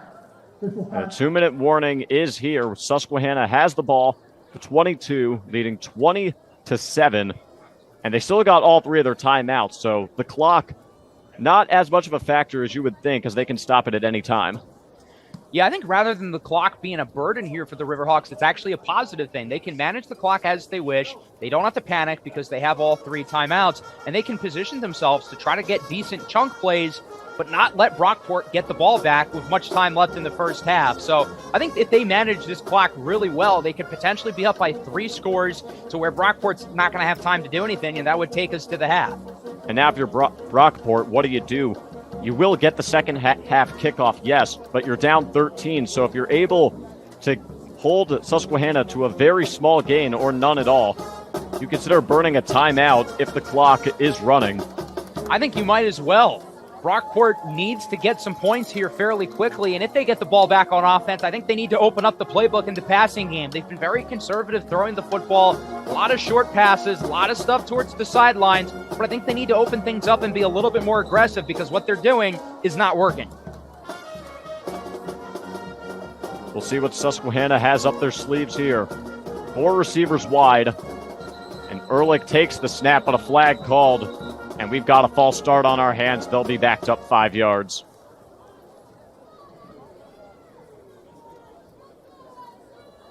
Full start. Remains second down. Well, with the mic cutting out, not exactly sure who it was, but nevertheless, back 5 yards for the Riverhawks now, 2nd and 14. Back it up 5, still second down. I think even with the loss of 5 yards and even being inside the 20, you're still not close enough to your own end zone to where the playbook here should still be wide open here for the Riverhawks, and they shouldn't be afraid to look to throw the ball and extend a long passing play. Ehrlich rolling out. He'll look to run again. Gets a lot of that yardage back and then some. Tackled at around the 28. And for that spot, it'll be a 3rd and 3. And the clock is still running. Brockport not using a timeout. I think, again, Brockport does a good job of keeping multiple guys aware of Ehrlich, but he's such a smart and patient runner. He recognizes that both of the edges collapse. He doesn't really have room to run side to side, so he has to step upfield, and he does a good job of finding a hole in the offensive line and turning that into a solid gain of around 11. So 3rd and 3, they spotted him at the 28. Susquehanna with a lot up their sleeves. Down the middle. Pass caught by Buchter. Just past midfield. Another strike from Josh Ehrlich. Takes it into midfield. And the offense is humming with 1:10 to go in the half. The defensive back was with Buchter stride to stride, but Buchter had a little bit of space in front of him, and Ehrlich does a good job of seeing that, placing the throw perfectly on the money for another first down. It wasn't bad coverage by Malik Kelly, but there was just enough space to where Ehrlich feels confident to deliver the pass. Under a minute to go. Susquehanna have to hurry it up. Ehrlich rolling out again, and he just throws it away to prevent the loss of any kind of yardage with now 50 seconds left in the half. 2nd and 10. This time, Ehrlich is able to go side to side behind the line of scrimmage, but as Brockport sees this, they kind of know he's going to run, so they're able to get closer towards him. Ehrlich knows he's either going to lose yardage or he has to throw it away, so he's going to bite the bullet there. Clock stops at 50 seconds. Riverhawks still with all 3 timeouts, so I still feel like they have plenty of control of this clock, and even though there's under a minute left, time is not an issue for them right now. They've done a good job of managing the clock here to where Brockport is not going to have much time whenever they get the ball back, if they even do. Have all 3 timeouts at their disposal as well. Around 2nd and 10, now Grabowski, the running back in the game, and a designed quarterback run for Josh Ehrlich. Is able to race past the 40-yard line and get out of bounds to stop the clock with 42 seconds. We've been raving about how smart Josh Ehrlich is as a runner, but he's also a natural and fluid athlete, and we see it there.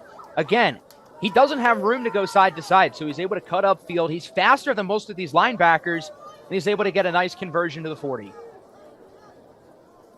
Riverhawks will obviously slow it down a bit, allow him to catch the breath here. 4 receivers now for Ehrlich. He's got Howes to his left and 3 to his right. Still has Grabowski in the game. And another throw, this time a screen to Grabowski.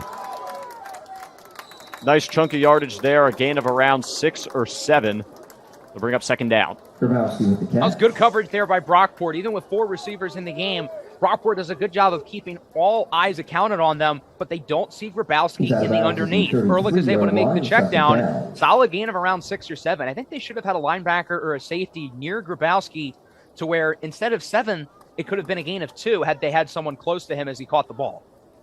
And another factor you might have to consider is that this Brockport defense, you'd imagine, has to be gassed at this point, and that's possibly why they're burning their first time out of the half here with 36 seconds left. Yeah, both teams are going to need to catch at their breath because the time of possession in favor of the Riverhawks has been very noticeable. 18 minutes and 41 seconds with the ball. Brockport has barely had it here in this first half, it feels like, because, again, they only had the 1 first down. So, as you said, this defense has to be running on fumes at this point. And now that you're at the 33-yard line, it's 2nd and 4. You still have all 3 timeouts. You don't really have to be conservative here, but what exactly do you draw up to potentially really put the hammer down and get another touchdown before the half? I still don't think you have to go for the big play yet. With 36 seconds and all 3 timeouts, look to run the ball, get the first down, and you don't necessarily have to go out of bounds. Usually in these 2-minute drills, you feel like you're in a rush, so you got to get out of bounds and stop the clock. But for one thing, the Riverhawks have controlled the pace of the game to where I don't feel like they have to worry about that. But also, they have all 3 timeouts. So if they go for a play up the middle, get the first down, they can call a timeout quickly, and they'll still have 2 in their back pocket. So it's not going to be that big of a loss. Seeing some new faces out there at wide receiver for the Riverhawks. We see Sean Kane now in the game, number 12. Ehrlich, plenty of time again, sees the hole, he takes off. Brings a couple guys with him, and he picks up the first down. Ehrlich ahead to the 29. He's got a Riverhawk first down. Timeout. Susquehanna. And they will use their first timeout of the half with 28 seconds left. And that's exactly why you can afford to use the timeout. I really like what they did there. Go up the middle. You don't have to look for the sticks. Get the first down. You still have 30 seconds. You still have 2 timeouts. I wouldn't be surprised to see the Riverhawks look to be aggressive here on first down, go for a big passing play. As long as Ehrlich is smart and avoids sending it into traffic, I think the Riverhawks can absolutely look for a big shot here on first down, try to be aggressive, because I think it would catch Brockport a little bit off guard. The Riverhawks haven't looked for the big play on this drive, so I think now would be a good time to maybe look for the end zone, and if you don't get it, it's still second down. You're still going to have probably over 20 seconds in those 2 timeouts. One guy we haven't seen get involved on this drive really has been Kyle Howes, who's had 2 big plays. He's got both of the Susquehanna touchdowns. How do you try to get him involved on this drive now that you're so close to getting another score? I like what they did, putting him in the backfield, giving him the carry on the end around. I think just crafting unique ways to get him the ball, whether it's out wide or even as a running back, just scheme up different plays for him because he is still the most dynamic playmaker on the roster. They have him in the slot to Ehrlich's left. And Ehrlich's going for the home run ball. He's targeting Howes, but it's way off and incomplete. Again, I like what they did there. You can afford to go for the big play, catch them off guard a little bit, but Brockport's coverage is there. Good job there by the deep safety to not let Howes get any separation on him.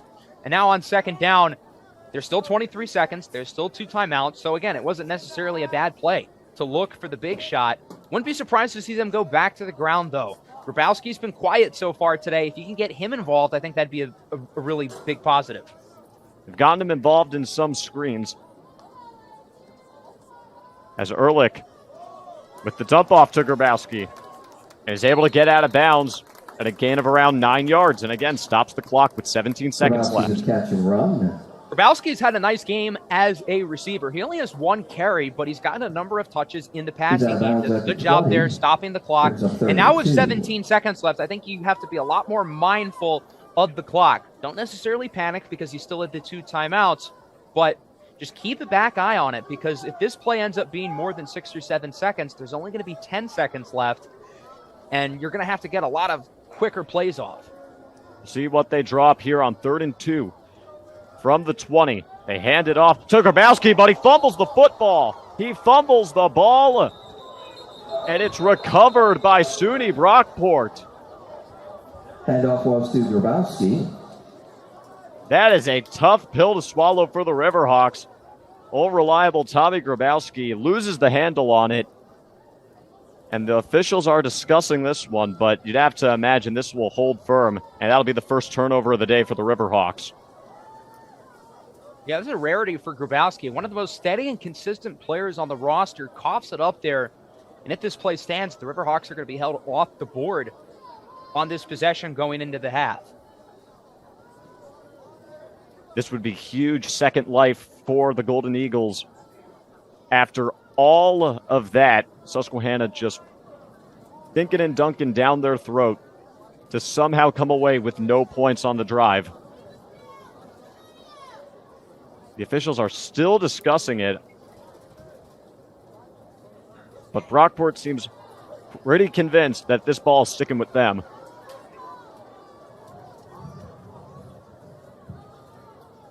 Ruling on the field is a fumble. We have an inadvertent whistle on the play. At the time of the whistle, in the continuing action, the defense had recovered the ball. By rule, it'll be their ball at the spot of recovery, first down. So after all of that, it will stay with Brockport. They get that second life. And with 12 seconds left, it wasn't pretty, but they can breathe a sigh of relief knowing they're only down 13 going into the break. Yeah, and I wouldn't expect them to try to go for a quick score here with only 12 seconds. The Riverhawks were smart with the clock to where they knew Brockport wasn't going to get it with much time. Obviously, Susquehanna had hoped that there would be more than 20 points here and they would have scored. I'd be surprised if Brockport tries to do anything crazy, especially considering they do start with the ball in the second half, and the door will be open for them to get back in the game. The definition of bend but don't break for the Brockport defense, and as you said, looks like the offense will just take the knee and go into the break, try to reassess everything, because you said they start with the ball, and they really need to think of something differently, because what they did in the first half clearly did not work.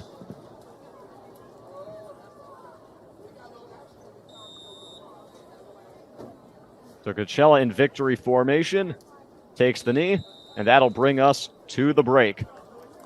Overall, dominated by the Riverhawks, leading 20-7, but they definitely left some things out there on the table. Absolutely. It feels like the offense was a little sloppier than they were in the game against Bridgewater, even though the penalties were down, not as consistent on the ground. Obviously, the turnover at the end with the fumble by Tommy Grabowski. But as we look at the other side, the defense has been flawless. They've let up one first down so far today. Brockport's offense has gotten nothing going. And this defense now, through a game and a half, has let up no points. The only 2 touchdowns have been on special teams. Susquehanna absolutely dominating in terms of yardage. 91 rushing yards to -2 for the Golden Eagles. Passing yards 166 to 30 in favor of Susquehanna. But with that, while both teams reassess, so will we up here in the press box. We'll step aside. We'll be back for the start of the second half here on the Riverhawk Network, presented by Flow Sports. See you in a bit.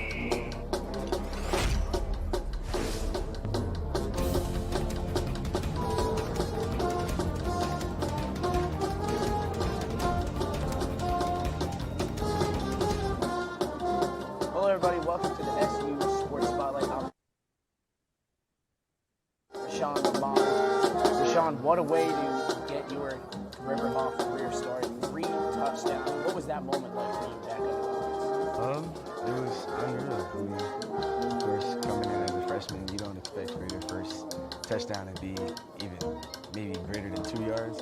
So for mine to be 86, it was unreal. What were you kind of seeing as you were going down the sideline? Obviously, you had those guys chasing you, but just kind of walk us through that play in the huddle, kind of knowing that you might be getting the ball and you have an opportunity to get down. It was actually a late decision. Coach Juan, out of nowhere, was just like, it's 3rd and long, Rashawn, go in there, and we're going empty, and you're just going to be out there against the screen and get what you can get, and then we'll go from there. So I kind of was just like, he just threw me out there, and then, Nick, Gons, and then our center, Eli, they were like, oh, we'll take care of you no matter what. So I caught the ball, and I seen Gons run, take one out, and I seen Eli take the other out, and then I seen Green, and I was just, the whole time I thought, man, it was just don't get caught because you make everybody look bad. So. Speaking of your offensive line, they had a great performance throughout the week and throughout the game. What is one thing that has impressed you most about the offensive line in that week one matchup now? Everybody takes pride in their job. Like, you're not going to find anybody on our offensive line that doesn't take pride in their job. No matter even if they mess up a play, if they mess up, they're going to do 100% and make sure that you're okay with it. So that's the biggest thing that surprised me. Because of course, coming from high school, everybody kind of like messed up. It's another play, whatever. But they don't necessarily hold it against them, but they make themselves better after that play, and they continue to progress throughout the game. Now, what was that transition like from high school now to the collegiate level and playing here at Susquehanna? To be honest, it's the same. Everything's just much faster.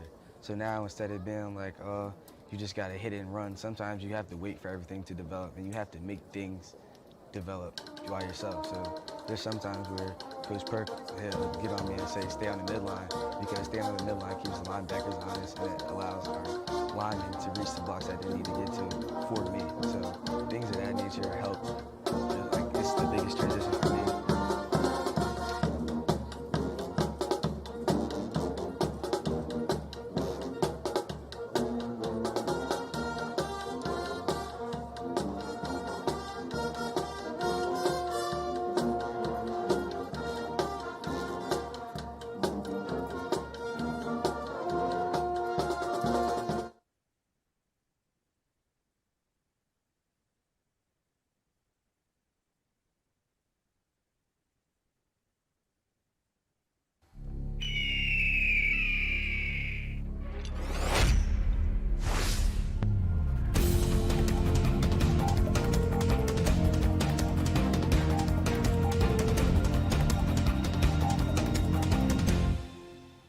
Hello, everybody. Welcome to the SU Sports Spotlight. I'm Matthew Kaufman with star running back, freshman Rashawn Lamons. Rashawn, what a way to get your Riverhawk career started. 3 touchdowns. What was that moment like for you back under the lights? It was unreal. I mean, of course, coming in as a freshman, you don't expect for your first touchdown to be even maybe greater than 2 yards. So for mine to be 86, it was unreal. What were you kind of seeing as you were going down the sideline? Obviously, you had those guys chasing you, Yeah. but just kind of walk us through that play in the huddle, kind of knowing that you might be getting the ball and you have an opportunity to get down the field. Well, it was actually a late decision. Coach Juan, out of nowhere, was just like, it's 3rd and long, Rashawn, go in there, and we're going empty, and you're just going to be out there, catch the screen, and get what you can get, and then we'll go from there. So I kind of was just like, oh, he just threw me out there, and then Nick, Gons, and then our center, Eli, they was like, oh, we'll take care of you no matter what. So I caught the ball, and I seen Gons run, take one out, then I seen Eli take the other out, and then I seen Green, and I was just, the whole time I thought in my head was just don't get caught because you make everybody look bad. So. Speaking of your offensive line, they had a great performance throughout the week, or throughout the game. Mm-hmm. What is one thing that has impressed you most about the offensive line in that week 1 matchup now heading into week 2? That everybody takes pride in their job. Like, you're not going to find anybody on our offensive line that doesn't take pride in their job. No matter even if they mess up a play, if they mess up, they're going to do it 100% and make sure that you're okay no matter what. So that's the biggest thing that surprised me because, of course, coming from high school, everybody kind of like messed up and was like, I mean, it's another play, whatever. But they don't necessarily hold it against them, but they make themselves better after that play, and they continue to progress throughout the game. Now, what was that transition like from high school now to the collegiate level and playing here at Susquehanna? To be honest, it's the same. Everything's just much faster. So now instead of being like, you just got to hit it and run, sometimes you have to wait for everything to develop, and you have to make things develop by yourself. So there's sometimes where Coach Perk, he'll get on me and say, stay on the midline, because staying on the midline keeps the linebackers honest, and it allows our linemen to reach the blocks that they need to get to for me. So things of that nature help. Really, like, it's the biggest transition for me. But other than that, I mean, football is football. The skill set is the same. Everybody now at this level takes pride in their jobs, so now it's just 10 times better. What's one of your favorite things about this team as now you've really got into the season? You played week 1, heading into week 2. What is one of your favorite things about this team as the family continues to build? That we gel very easily. It's not, I mean, of course, coming as a freshman, everybody be like, freshmen get treated bad, or freshmen get this, freshmen get that. Nobody on our team cares that I'm a freshman. Nobody on our team cares about any of that. Like, I'm here to play football just like they're here to play football. So they took me under their wing, and now they grow me to the level that they're at. And from there on, we just all grow together. Now, this team winning 22 consecutive games, heading into a tough opponent. Last year, these two teams met. It was like watching a baseball or a soccer game. It was 6-5 the final score. What are you looking forward to heading into this game Saturday afternoon? Adding another piece to the offense, of course, is helping out where I can. I mean, you have to scheme up the game, so there's things that I'm going to be able to do that maybe another running back can't do or something like that. So it's just scheming. So we may be in a couple of empty sets, we might be in a couple of power sets, but just mix everything up and show how diverse our offense is, and that all our running backs complement each other well, all our tight ends complement each other well, everybody takes pride in their job, and that's how we're going to win the game. And speaking of your running backs, Grabowski and Sertz, and you along with that, what's that kind of build relationship like with the three of you guys, you coming in as a freshman, getting majority of the snaps last Friday night? Has there been any tension, anything like that? Has it been welcoming with open arms, as you mentioned before? Yeah, it's all been love. I mean, again, we're all here to play football. So, I mean, as you know, Coach would put you in a situation for the team to win, not for yourself to win. So there's times where they may run a power set and I might not be in there, but I know that it's better for the team that we have somebody who's going to be well used for that set. And if we go empty, like I said, they're going to throw me out there and tell me to run a route or tell me to do something to get outside and make somebody miss. So throughout my time being here, they have shown me anything but love. But, like, they've never been like, oh, you're a freshman, you shouldn't be out here. Or I don't think you're better than me or any of that. Like, we all compliment each other because we're all good at something that the other isn't good at. So Tommy is the best downhill power back, I think, in Division III.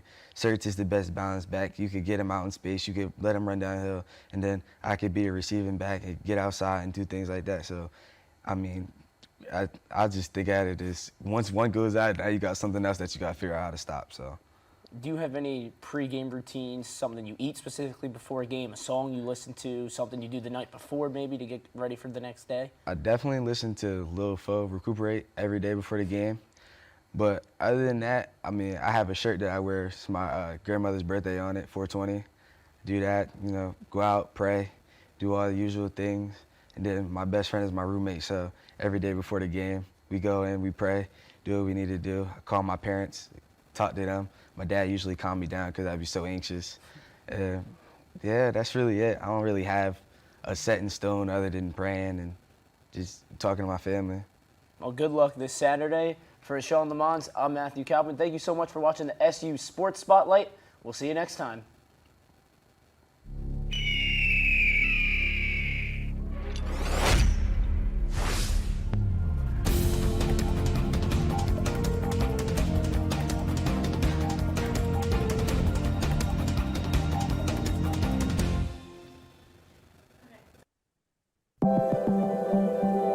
Proportion to me is the lived experience of our Division III student athletes. They balance life from an academic perspective and the rigors of competing at a high level, bonding with teammates and building lifelong friendships. But they also are involved in their communities. They work jobs and internships and volunteer. They've learned to be resilient. Diverse experiences are setting them up for the future. Passion's love. Passion is love for what you do. Because I think when you face challenges, it comes down to how much you want it and how much you love it. Passion is what keeps you going forward. Seeing so many people that were like-minded and so hardworking in their sport and academics, being surrounded by like-minded people makes you want to be more passionate. I think it pushes you to a different level that maybe you didn't think you had. You can do the best of both worlds and love all of it. A good citizen is someone who wants to make a positive impact, both in their communities and in the world around them. The Division III approach is absolutely the best approach out there for amateur sport because it wants student athletes to explore all parts of who they are. Be successful in the classroom, be successful in competition, be successful in the community. So our student athletes learn what it means to strive for and attain success, but doing it the right way and being good citizens. Comprehensive learning is being able to adapt to experiences and apply the things that I learned. Being an athlete and juggling academics helped me grow as a person, and things that I've learned, I was able to apply it in another field, putting them into everyday life.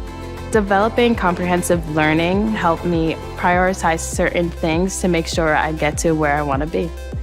Responsibility is being accountable for your words and actions, first and foremost. It also is an obligation to be a positive influence in the communities around you.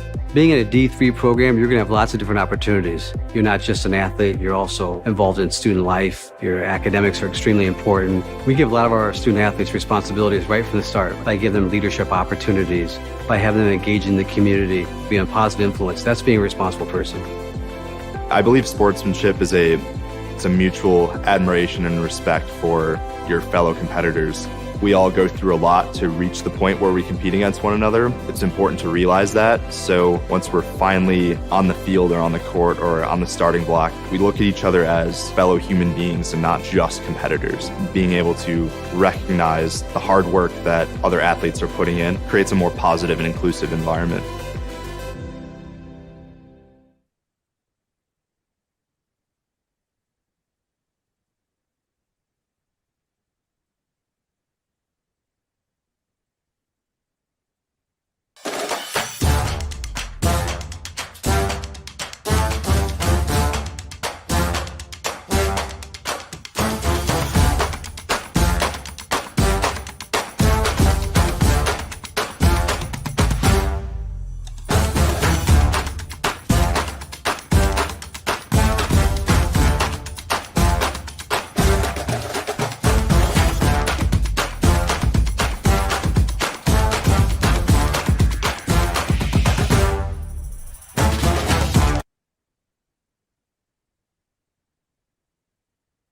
Life isn't about finding your path.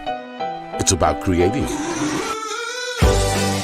At Susquehanna University, you can choose a liberal arts experience that prepares you for a promising future. Discover your magic and then change the world.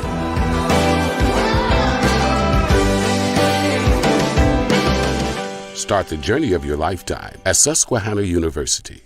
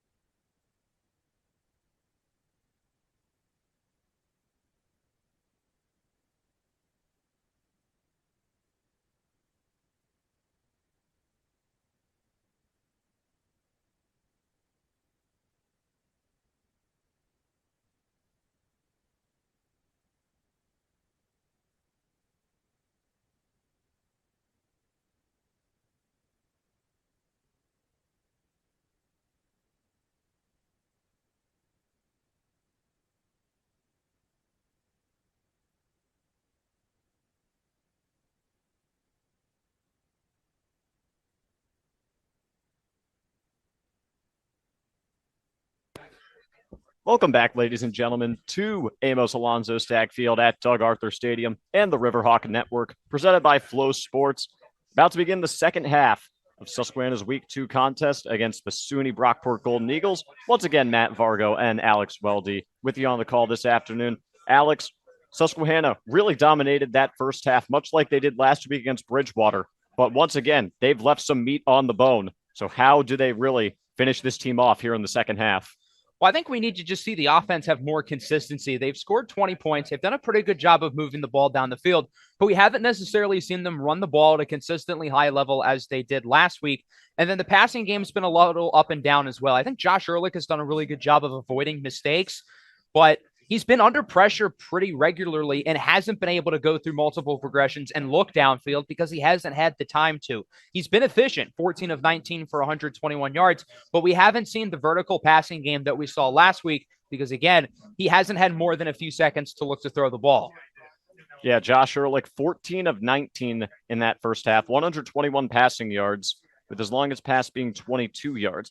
On the ground, he is the leading rusher with 11 attempts for 49 total yards.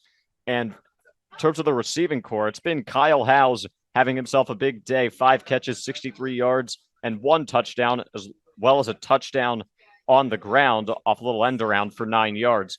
So the big names, for the most part, have done their job. Again, there's still a lot of work to do. And how about Rashawn Lamons? He hasn't really had a big game running the ball, but he's had a couple electric returns here in that first half.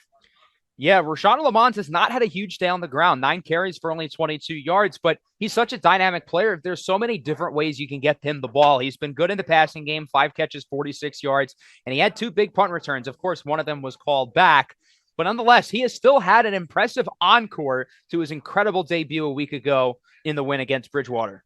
And meanwhile, for Brockport, it was a first half offensively to forget.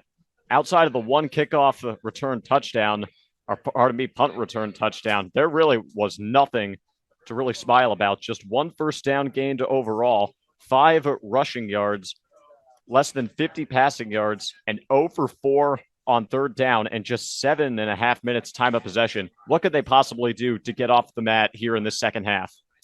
Well, offensively, it's been a nightmare for them, and they need to change their offensive play calling. In the passing game, they've consistently looked short. They've consistently looked for the sidelines. They haven't looked comfortable trying to go downfield, but being down by 13 and it being a major struggle offensively, I feel like we're starting to get to the point to where what is there to lose? Sure, the Riverhawks have really good safeties and linebackers in coverage, but at some point you're going to have to be aggressive. You're going to have to look downfield and try to get a big gap play through the air. On the ground, they need to find creative ways to get Isaiah Simmons the ball because their run game hasn't necessarily been creative. It's been really predictable, and this Riverhawk front has been able to eat these offensive linemen up alive. Isaiah Simmons had nearly 200 yards on the ground last week. Today, he has 5. Yeah, that's simply not going to get the job done. And Ben Gachella, 5 completions for just 30 yards, and he's been sacked once. Isaiah Simmons, the leading receiver, but only for 17 yards. They've been having a really hard time getting everybody involved. The defense, they've done their part for the most part. They have allowed Susquehanna to score 2 touchdowns, but they gave this Brockport offense some second life by forcing a fumble right at the end of the half to keep it at just a 13-point game. So if you're Brockport, you just got to get 1 long touchdown drive going, and all of a sudden the pressure's back on Susquehanna, who, again, should be up more than they already are. As the kickoff's away for the second half, it's fielded by Lamage. Lamage gets to the outside. This could be trouble. He is able to break away from the first guy, but immediately steps out of bounds. That could have been a disaster for Susquehanna all over again. And it's easy to see the difference in speed between these top playmakers and the other guys on the field. It was the case with Rashawn Lamons when he was returning kicks and punts. And now here as well with Mane, he has plenty of guys near him towards the right, but he runs side to side to the left because there's nobody there. And he's able to outrun the other players in kickoff coverage, leading to a solid gain that could have possibly been for more had the Riverhawks not been there to stop him. So here comes Ben Coachella, really needing a positive drive to start off the day in the second half. First pass is caught, nearly batted away, and a couple tackles broken, and still on his feet is number 15, Daniel Manna, and a very nice way to start off the drive. Mana's been impressive today with the ball in his hands, mainly on special teams, but now here as a receiver, I think finding creative ways to get him the ball as well is going to be important too. He's one of the most dynamic playmakers on this offense and has shown a continuous ability to really be impressive after the catch. So we'll see if they can sustain these kind of plays over a long drive. They've had moments, but nothing consistent. Handoff goes to Simmons, and Simmons with a nice gain, his first real big carry of the day thus far for a gain of around 7. Yeah, that's what they've been looking for. Good blocking to the left side, which hasn't necessarily been the case for much of this game so far for Brockport. And when Isaiah Simmons has space, again, he is one of the most dynamic players at the Division III level. Again, Empire 8 co-offensive player of the week last week in their win against Buffalo State. So if Isaiah Simmons is able to get going, this offense very well could be in business. And they play in that Empire 8 conference, a tough conference indeed, obviously housing the defending national champion SUNY Cortland Red Dragons, who are dominating in their game. Get you an update there soon as another handoff goes to Simmons. He's carrying several Riverhawks with him for a first down around the 41. Isaiah Simmons isn't necessarily the biggest back, 5'8", 170, but he is strong. He runs physical. He runs tough, and we have seen it on these last 2 plays. He's able to get by bigger defenders who have been able to read the play and could have brought him down for a loss of 3 or 4, but he's able to fight off tackles, get another first down. And on this possession, Brockport with 2 first downs, that's more than they had in the entirety of the first half. So already the offense looks substantially better than they did early. Quick throw from Gochella, finds his guy. But the ball is out. The ball is on the ground. It looks like it was recovered by the Golden Eagles. So another bullet dodge. There's Josh Lamage with the catch, able to recover his own fumble. Yeah, Brockport dodged a bullet there. Their offense is finally looking good. They're getting first downs. They're moving down the field. That would have been costly. So a good job there to pick up the fumble, keep the drive going. And again, a touchdown makes it a 1-score game to where the door would be wide open for them to try to come back. It was the furthest in Riverhawk territory they've gotten all game. Flag on the play. Handoff goes to Simmons.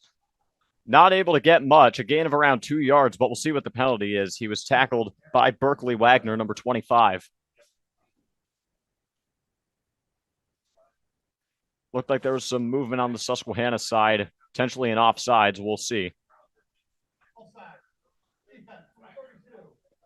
So it's against Josh Buck, a number 32, and they will take it for a much more positive game than what they would have gotten. And they're going to end up with a first down out of it. Another first down here for Brockport. Even though they got it off with the penalty, all first downs, in a way, are created equal, as is the case here. They now have it past the 30. This has easily been their best drive of the game. The offense just looks so much more comfortable. They look like they're in a rhythm, which was not the case at all in the first half. They finally got something going. Gochella down the middle, pass caught by Daniel Mana. The biggest play offensively for Brockport thus far, gets them inside the 5-yard line. That's exactly what they've needed to do. Rip the Band-Aid off, go deep. I get Andrew Wells is a really good free safety. That wasn't bad coverage there from Wells, but Mana is able to come down with it and bring it into the red zone. Brockport now with a golden opportunity to make it a 1-score game. I feel like you have to capitalize. And if they get stopped here in the red zone, as long as they're within 5 yards, theoretically, if we get to a 4th down, I feel like they have to go for it. But let's see if they can punch it in before that. Gochella in shotgun, pitch to Simmons. Simmons trying to break it to the outside. Gets met just shy of the goal line. Maybe a gain of around 2-3 yards. It'll bring up 2nd and goal, and there's an injured Riverhawk down on the far side. Official timeout, so it's the defensive player. It looks like it's Latrey Bond, number 6, but it's hard to tell from where we are. Medical staff running to his aid, and with the injury timeout, we'll step aside for a bit. We'll be back in 30 seconds.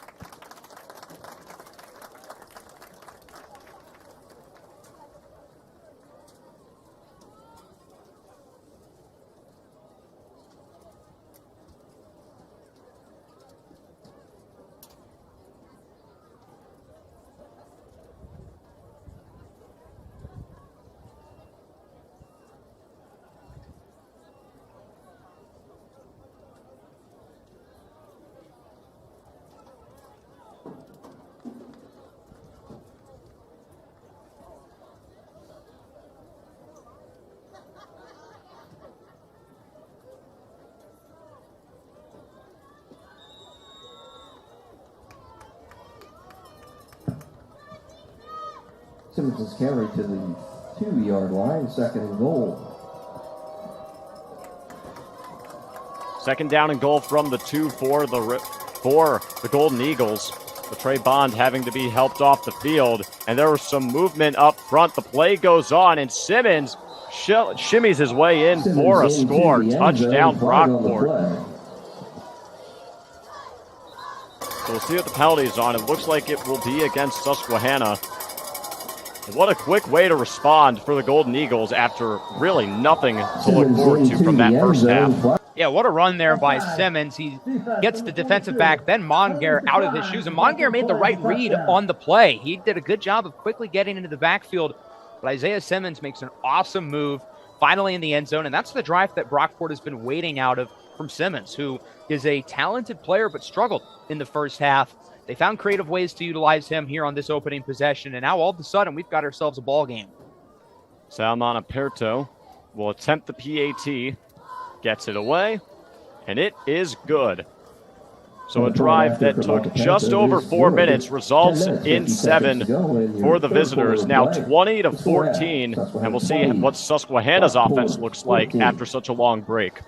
Yeah, I think the pressure is going to be on a little bit for the offense. And even though it hasn't been a perfect day offensively, they've still moved the ball down the field. They still have scored 20 points and would have gotten more if not for the turnover on the last possession. I'm curious to see if they're able to really get the ground game going, because the only super effective runner today has been Josh Ehrlich, and that's regularly off of passing plays that he has scrambled and turned into plays on the ground. As dynamic as Rashawn Lamont has been, again, he has struggled on the ground. Grabowski has struggled on the ground. So the Riverhawks have to get the ground game going, just as Brockport finally did on that opening possession in the second half. Yeah, in terms of rushing, it was really Josh Ehrlich doing most of the heavy lifting, with Rashawn Lamont's only 9 attempts for 22 yards, and Matt Surt's 2 attempts for 9 yards. And that's the same stat line for Kyle House, but obviously he was able to turn that one into 7. So back deep is Rashawn Lamont for the Riverhawks alongside number 12, Sean Kane. And Brockport ready to kick this one away. Susquehanna has had fireworks on special teams, so certainly capable of a big play here as the kick gets away. Fielded by number 19, Hunter Morganroth, gets outside. This is a good return, and he runs to the sidelines at the 35-yard line, and that's some good field position for Susquehanna to start out with. Yeah, that's exactly what they needed there on the kick return. Good job there by Morganroth, cutting to the right side with a huge gain. The Riverhawks are starting with good field position, and this is a great opportunity for them to look to get the offense going quickly. If they can make it a 2-score lead here, even with just a field goal, I think they'll feel like they're in a much better position than they are now. With Brockport scoring the early touchdown, they're starting to get a little bit of momentum, so the Riverhawks are going to need to silence that by getting points of their own. Just 2 receivers wide for Ehrlich, those being Buchter and House. Rashawn Lamont starting off the second half in the backfield for the Riverhawks. And he gets the handoff. Able to get a very small gain of around 3-4 yards. Bring up 2nd and 6. I still feel like that was a pretty good play there by Lamont. He finds some space to the right side. Defense, though, quickly able to get to him in the second level with the linebackers. But Lamont does a good job of pushing forward for some extra yards. And if the Riverhawks can get these consistent 4 or 5 yard runs, I think that would put them in a lot better of a spot offensively than they have been, as they've only been getting a lot of 1 to 2 yard gains. That's not going to be enough on the ground. If you can get plays like that, and all along with, of course, sprinkles of the passing game, I think the offense could put themselves back in a good spot. See what they have here. Again, they can go with whatever they want. Ehrlich, he fumbles the ball after the sack, and it's recovered by the Golden Eagles. That was a bang-bang play, and now it's Brockport with a chance to take the lead with prime field position. What a play there by the defense on the left side. It's Fluid with the strip sack, soars into the backfield, brings down Ehrlich. Been a disastrous first 5 minutes of the third quarter here for the Riverhawks. They were in a good spot going into halftime, up by 13. Clearly the better team, but Brockport with a touchdown, and now a turnover starting at the 30. The momentum of this game has been completely flipped on its head, and the defense is going to have to respond. Last year, these teams were in a dogfight, and early on, it looked like this would be a one-sided blowout, but Brockport That break is clearly what they needed to recollect themselves, and now with a chance to take the lead with the touchdown. Coachella down the middle, and the pass is broken up, incomplete. Pass intended for Sluka, unable to bring it down. Good coverage there defensively by the Riverhawks, not letting him hold on to that one, and that'll make it a 2nd and 10. Second down. Looks like it was Bond in coverage who's back in the game. Good to see him not only returning, but making a really nice play there, jarring the ball out. Yes, Luca, one of the better receivers on this Brockport team, only has 1 catch for 5 yards. But now here on 2nd and 10, still have a lot at their disposal here. In motion is Mana, number 15. And another passing play. Coachella looking to maneuver around. Has to dump it off. That one's picked. Intercepted by the Riverhawks. And tackled it around the 41-yard line. That is Ben Monger, number 10. And a flag after the play. What an excellent response by the defense. Absolutely. Monger reads the quarterback's eyes the entire way. And right as the linebacker, as you'll notice, starts to come into the backfield and blitz, Coachella feels like he has to throw it. Monger recognizes exactly where he's going, jumps the route perfectly for the pick. So penalty after the fact, but the interception does stand. And there were a lot of nervous Riverhawk fans in the stands, not knowing what exactly was about to unfold, but Monger able to restore order with a great play. The Riverhawks needed that badly. The second half started off really poor for them, but they get the ball right back. Both teams trading offsetting turnovers, essentially, and they'll get it right back with plus field position off of a really nice return from Monger. We'll see how Ehrlich responds. Again, had no time to react on that play by Fluid that jarred the ball loose. Handoff goes to Rashawn Lamons. Lamons able to get a nice gain out of it around midfield and a gain of 6. Good blocking there up front by the veteran left side of the offensive line. And Lamons is able to capitalize. When he has space, he is dynamic. And as I talked about on the last drive, that the Riverhawks can constantly get out 4, 5, 6-yard runs. Their offense can be in a good spot because the run game is efficient and consistent. This team lives with the run game, and that's what makes them work. Another run. This time it's Ehrlich keeping it. He's hustling for the first down, and he has it. Down at the 39, making extra sure to hold on to the ball there, and it moves the chains. Even though I feel like Josh Ehrlich is better as a runner on actual passing plays rather than design QB runs, he does a good job there, selling the defense on the read option, able to get the first down. The offense on the ground looking good here with 2 strong gains to open things up. Clock now under 9 minutes in the third quarter. Hershey in motion. And Ehrlich once again operating out of the shotgun. Throw again, but the pocket collapsing on him quickly. Rolling out, trying to make his man miss, but he loses around a yard or so. An excellent play on the far side for the Brockport defense. And again, keeping a spy within the linebacking core is really the only way defenses can stop Josh Ehrlich. When he steps up in the pocket, he usually has plenty of space. But if you have a linebacker following him, he's not going to get much, and that time it results in a sack. Looks like it was Mike Talbert there, able to prevent Ehrlich from breaking away. So now Ehrlich will operate out of an empty backfield with 5 guys wide, including Lamons lining up in the slot to the left. Sean Kane also out there for the Riverhawks. Another pass play, Ehrlich. More time this time, rolls out, finds Lamons, picks up the first down, and gets out of bounds just inside the 20. I really like how the Riverhawks know how to utilize Rashawn Lamons. Obviously, he's primarily a running back, but I like having him out as a wide receiver because, again, he's so dangerous as a receiving threat. The Riverhawks have a lot of guys going deep, but they have him on the slant route coming through the slot, and he has space. Good throw as well by Ehrlich on the run. Really well-designed play there, and it puts the Riverhawks closer and closer to the end zone as they have it at around the 20. Susquehanna, last time they got this close, turned the ball over, looking to punch it in this time. Another pass, Ehrlich dumps it off to Lamons. A lot of space ahead. He's sprinting, he's got a blocker, and he is in for a touchdown. Rashawn Lamons finally with a house call, and the Riverhawks with a much-needed touchdown to restore order. Last week, Rashawn Lamons was most impressive as a runner. Today, it's been as a receiver. Ehrlich sees that there's a lot of space for Lamons to go once he gets the ball, so that's the easy read for him. And once Lamons sees all that green to the left side, he knows he's taking it all the way for a score. So the Riverhawks will go with the extra point. You'd think that maybe you would go for 2, because if you get it, you can be up 14, but they'll opt to go with Colasurdo, who's been perfect today. That kick gets away, and he stays perfect. 27-14, 6:55 to go in the third. What a response by Susquehanna off the turnover.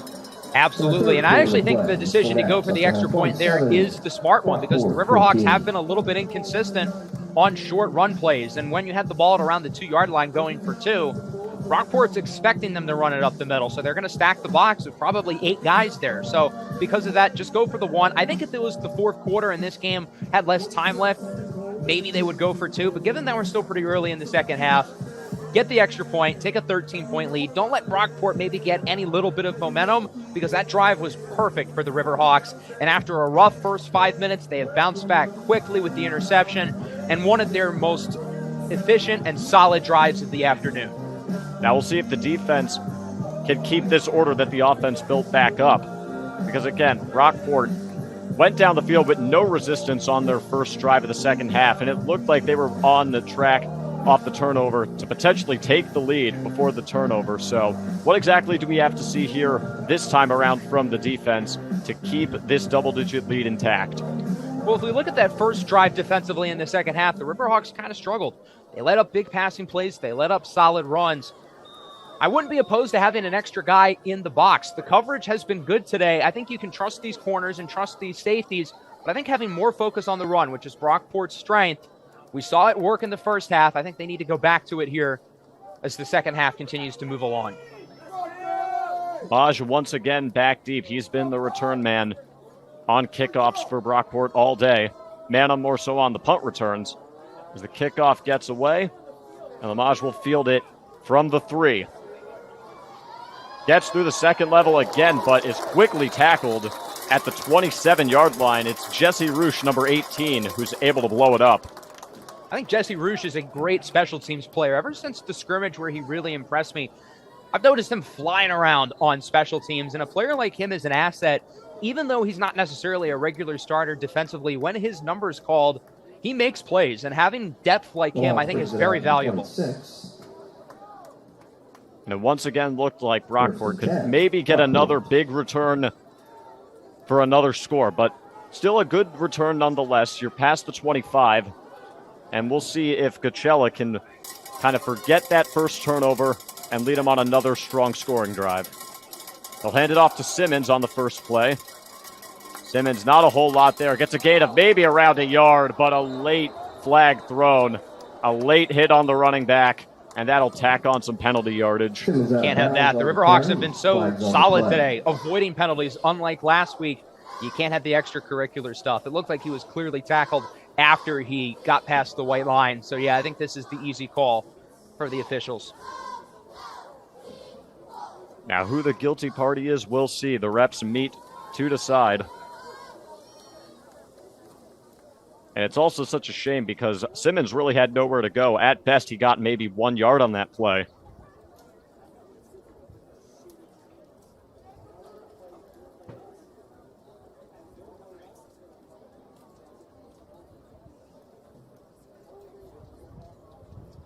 Flag is picked up by the refs, and we'll see what the ruling is.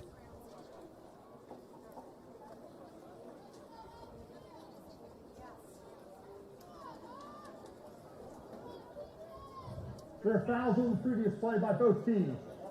Holding, offense, 10 yards from the spot of the foul. After the play, dead ball, personal foul, late hit on the defense, 15 yards, automatic, first down. So it's an automatic first down nonetheless for Brockport after penalties on both sides. It moves the ball up to the 32. So still a fresh set of downs for the Golden Eagles to work with. And we'll see what they draw up here on first down. First down, Brockport from the 33.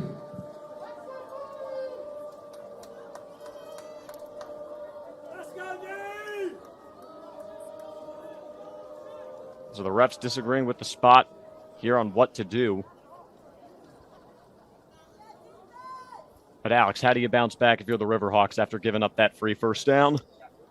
Yeah, that was a really good defensive play minus the penalty. Even with the holding call, I think you got to give a lot of credit to the secondary there on the left side of the field, quickly able to read the play. But unfortunately, it's all for naught. Two receivers wide to the right. Handoff goes to Simmons, but maybe a yard or two gained there. Blown up nearly immediately by the Susquehanna defense, 2nd down and 8. And so far, the run defense looks a lot more like they did on that opening half rather than the first drive of the third quarter, consistently gashing these run lanes, not letting Simmons have any space to go anywhere. I'm curious to see if Brockport's going to go back to the pass. Obviously, this is a run-first team, but they had some good passes on that last possession, and I wouldn't be surprised to see them go back to it here on 2nd down. Josh Buck and Garrett Carter blew it up on the previous play. Gachella down the middle, just out of the reach of his receiver. That ball's incomplete. Intended for Daniel Manna, and he is down on the Riverhawks side of the field. Timeout for an injured player. Official timeout. While he gets looked at, we'll step aside for a bit. We'll be back in 30 seconds.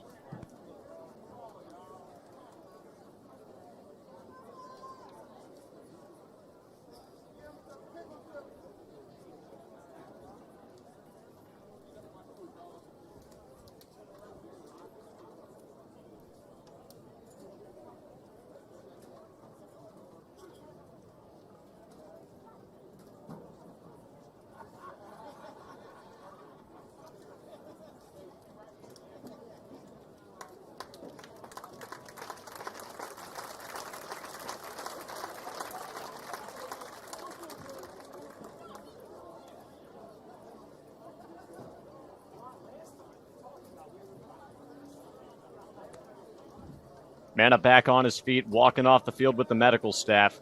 He's been a key playmaker for Brockport here today. He had a house call on the punt return earlier today and some timely catches on that touchdown drive. So how do they adapt with one of their best playmakers off the field on this 3rd and 9? I like the play call there on 2nd down. Only one safety deep. It's Wells. I'm curious to see if the Riverhawks are going to send their linebackers back in coverage. If not, and there's only one deep, I'd look for a deep shot. And they look for that deep shot, and it's incomplete, intended for Brian Caldwell Jr. No flags. There was some contact there from Stephen Williams. But from there, we'll have a punt. Yeah, and I think that play really dignifies the trust that this coaching staff has on these outside corners. This time they target Stephen Williams, and again, there was some contact. No flag is called. I don't think that was a catchable ball for Caldwell to begin with, which I think is a big reason why there was no consideration of the flag. But once I saw that Wells was the only safety deep, unless Susquehanna were to switch into a zone cover 3, I think the deep shot's the right call there. And with them having their corners in man, that's exactly what Brockport does. But with such good coverage, Williams does not let Caldwell make a play on the ball. Punted away to Lamons. Lamons takes a bounce right to him, looking to shimmy away. And he does. His 3rd time the charm. He gets past the 40, still in bounds, and around midfield he steps out. Another excellent return for Lamons. If you're Brockport, you might as well just punt it out of bounds at this point. Whenever Rashawn Lamons gets the ball in the punt game, he has turned it into a big play. Let's see what he does here. He has to pick up the ball. There's multiple defenders within a few yards of him as soon as he gets it. That doesn't stop him. And again, we've seen the top athletes on the field consistently show their athletic prowess. Great job there by Lamons to cut upfield and get a really nice play after a hit there past the 40, getting some additional yardage close to midfield. Susquehanna at their own 46-yard line. Tommy Grabowski now in the game at running back to the right of Ehrlich with 4 receivers wide. Grabowski gets the handoff and has a nice chunk of yardage there before he goes out of bounds past midfield, but it looks like a penalty will bring this one back.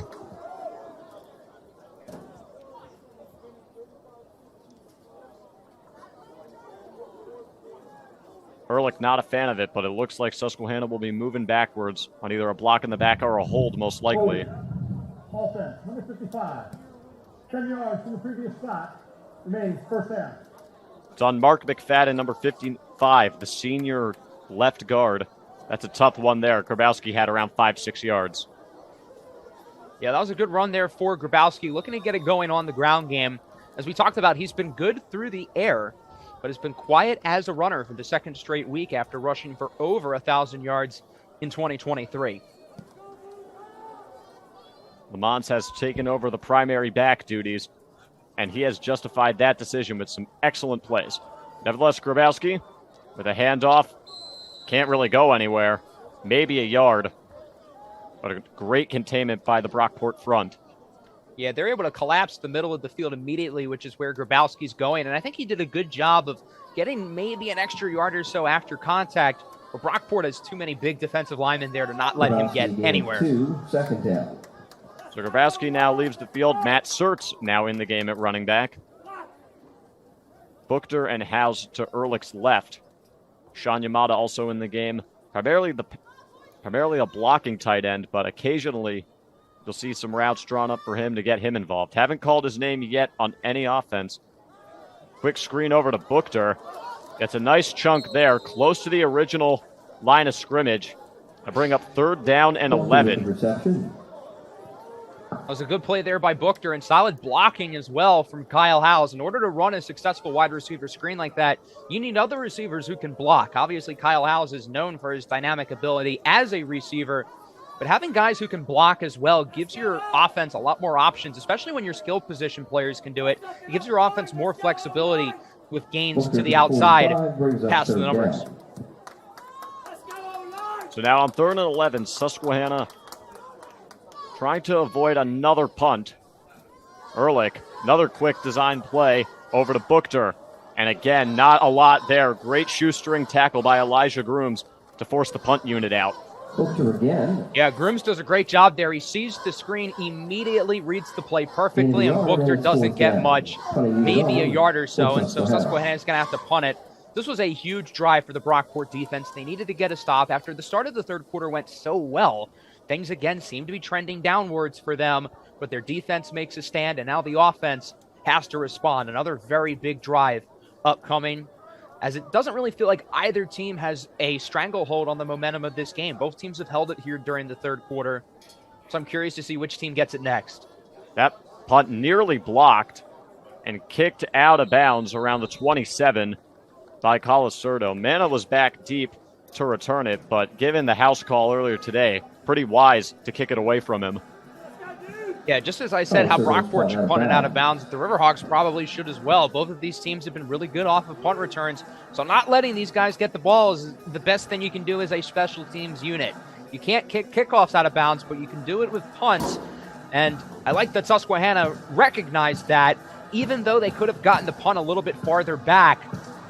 Brockport's probably starting further away than they would have otherwise had Mana been able to return it.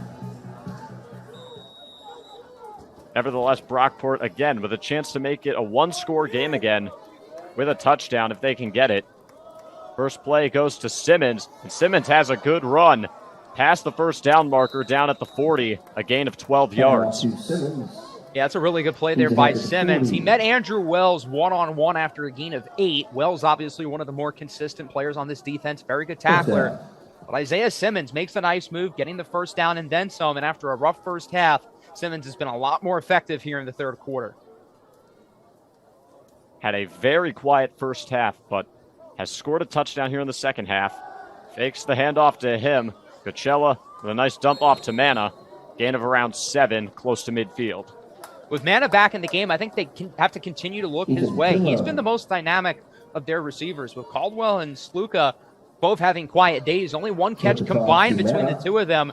It's been Mana, who's kind of the third receiver for this team.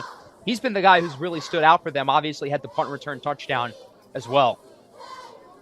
He gains about 9 on that play, so 2nd down and 1 from the 49. Trying to venture into Susquehanna territory again. They haven't been there much. Coachella takes it himself, and I don't think he got the first down. An excellent tackle done by Josh Parson to hold him to no gain.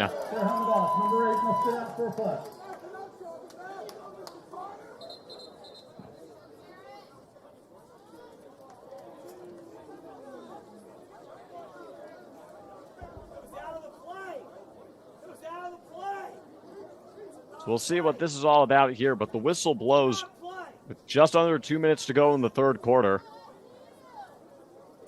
But nevertheless, you have to feel like the chances are running out for Brockport. Down 13 with the fourth quarter almost here. You feel like they need 7 here on this drive.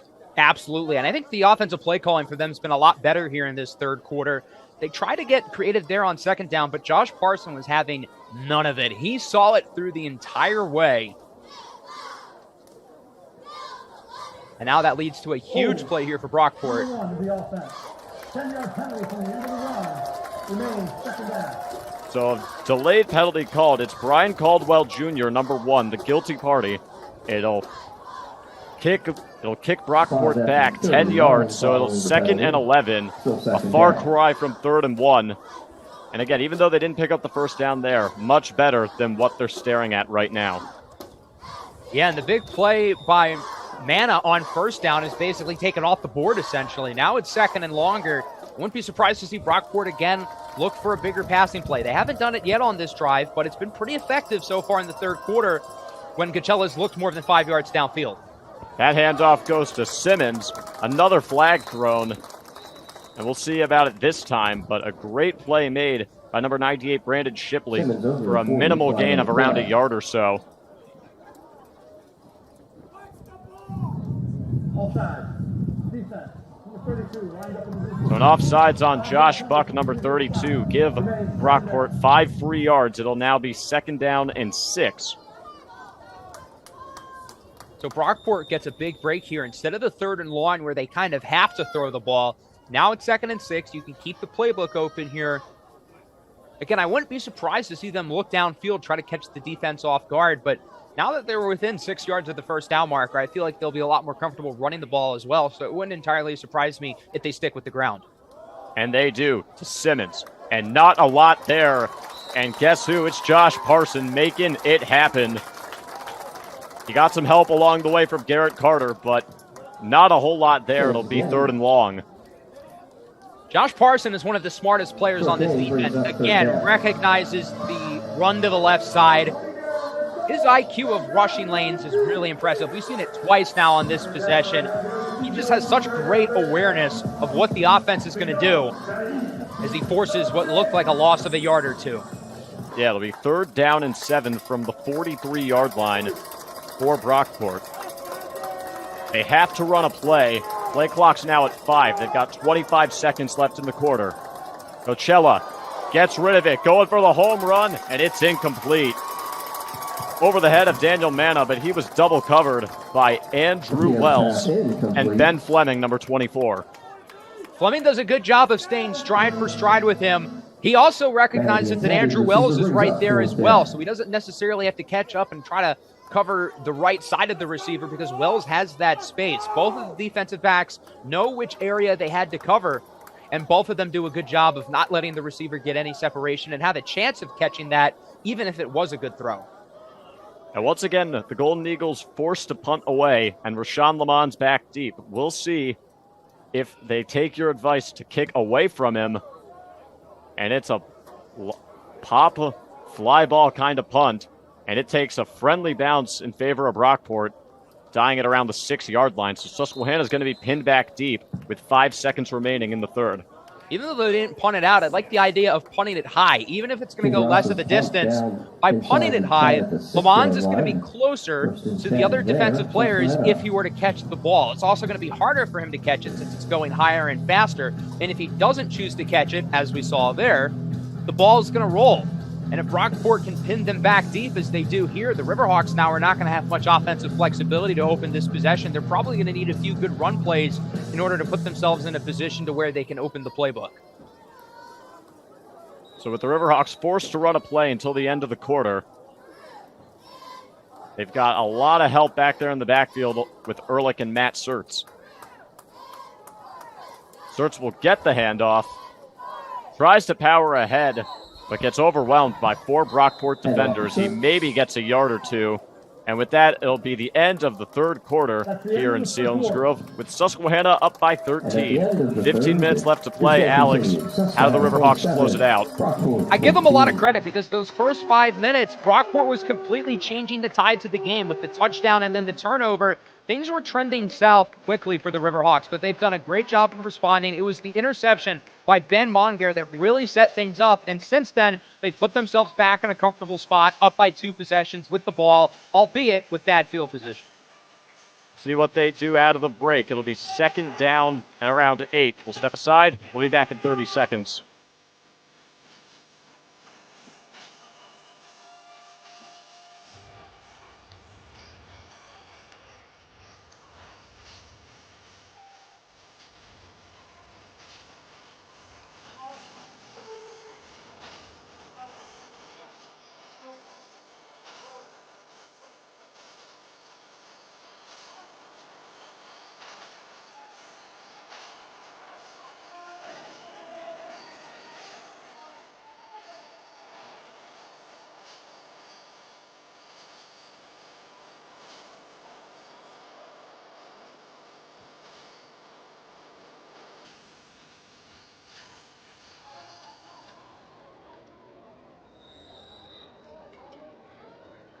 Back here for the start of the fourth here at Amos Alonzo Stagg Field at Doug Arthur Stadium. Riverhawks in a 2nd and 8 at their own 8-yard line. 2 receivers to the right of Ehrlich, along with Lamons. Ehrlich is going to roll this one out, and he's going to take it himself. Takes a big hit. Ehrlich keeps it. But overall, able to get enough positive yardage to make it 3rd and manageable. Liam Neely with the stop. I like what the Riverhawks tried to do there. Have Ehrlich on the play action, look to run it unless somebody gets open, ends up with a solid gain. That'll make it a 3rd down and around 4. So I feel like you can kind of open up the playbook here, look for a short pass, look for a run, maybe an RPO. But regardless, if it is a pass, I would expect this ball out very quickly. Liam Neely, number 33, making the tackle to prevent any big-time damage. It's 3rd down and 4. And Brockport badly needs to stop here as they can flip the field and get that long-awaited big drive to cut it down to a 1-score game again. As Ehrlich is going to take off, and he finally slides down safely just shy of the 20-yard line. It'll move the chains. As good as Josh Ehrlich is as a runner, the one complaint you can make with him is that he doesn't slide enough. Good to see him do it there because he's taken a lot of hits today. Obviously, the big hit in the first quarter that left him out for a few plays. Of course, Tommy Wright at quarterback did a great job in relief. But I think that's the one thing missing from Ehrlich's game as a runner. He's dynamic, he's smart, but he just takes a few too many hits. Good job there to slide in the open field. Sure, he could have gotten an extra yard or 2, but you'd rather your quarterback slide and not get hit, even if instead of starting at, say, the 21, you're a few yards back. Ehrlich now in an empty backfield with 5 receivers wide. Again, has to slide away, and he'll take off again. This time maybe a gain of around 2-3 yards. But excellent blitz from Brockport, forcing Ehrlich to really take off on his own. It's a risky strategy, but I think Brockport should continue to have a consistent linebacker blitzing because then Ehrlich kind of has to scramble around, and it seems like once Josh Ehrlich starts to scramble, he doesn't necessarily look downfield. Once he's running, he knows he's going to continue to run. So by sending early pressure, Ehrlich's probably going to instinctively continue to run, and that way you can have resources there to quickly stop him for a minimal gain, as they did on 1st down.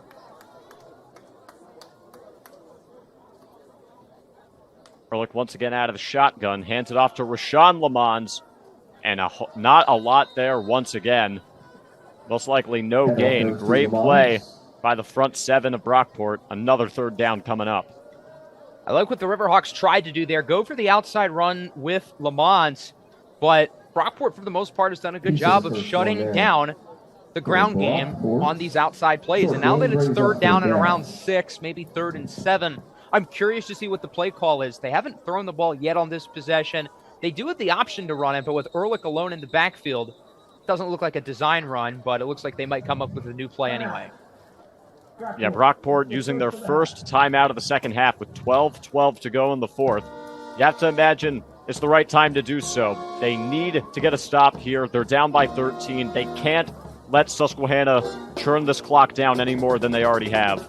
Absolutely. This is one of the most pivotal plays of the game. If the Riverhawks get a first down, that'll be their second of this drive. The offense is going to be in a good rhythm, but with them still being backed up shy of the 25-yard line, there's still going to be a lot of field for them to cover, which is a good thing for the Riverhawks. The more field you have to cover, the more clock you can chew. The last thing Brockport needs is to allow points and only get the ball back with, say, 5 or 6 minutes. If they're down by 3 scores and get the ball back and half of the clock is drained, there's not really going to be a realistic pathway for them to potentially come back. So now on 3rd and 6, Susquehanna at the 22-yard line. The previous play, Marquand Fluitt did a nice job preventing Le Mans from breaking loose. Had to leave the field temporarily. It doesn't look like he's back out there, so he's taking this play off. Ehrlich in an empty backfield with 5 wide. Looking to take off again. Forced to stay in the pocket. Finds Le Mans. And Le Mans trying to drag as many guys with him, but looks like he's just inches short of the first down marker. I still like what Josh Ehrlich did there because, as I kind of mentioned, as he starts to run, he usually doesn't look downfield for a pass, but that time he did. Doesn't result in a first down, but I think if he does that more, goes through his progressions a little bit more consistently once he starts to scramble, I think that would be a big deal. So I like what he did there, just doesn't result in the first down. Yeah, Elijah Grooms making the stop, but Susquehanna, are they going to go for it here this deep in their own territory? And they will. Ehrlich takes the ball, and we see a brotherly shove, and by all indications of the pile, it looks like they got the first down.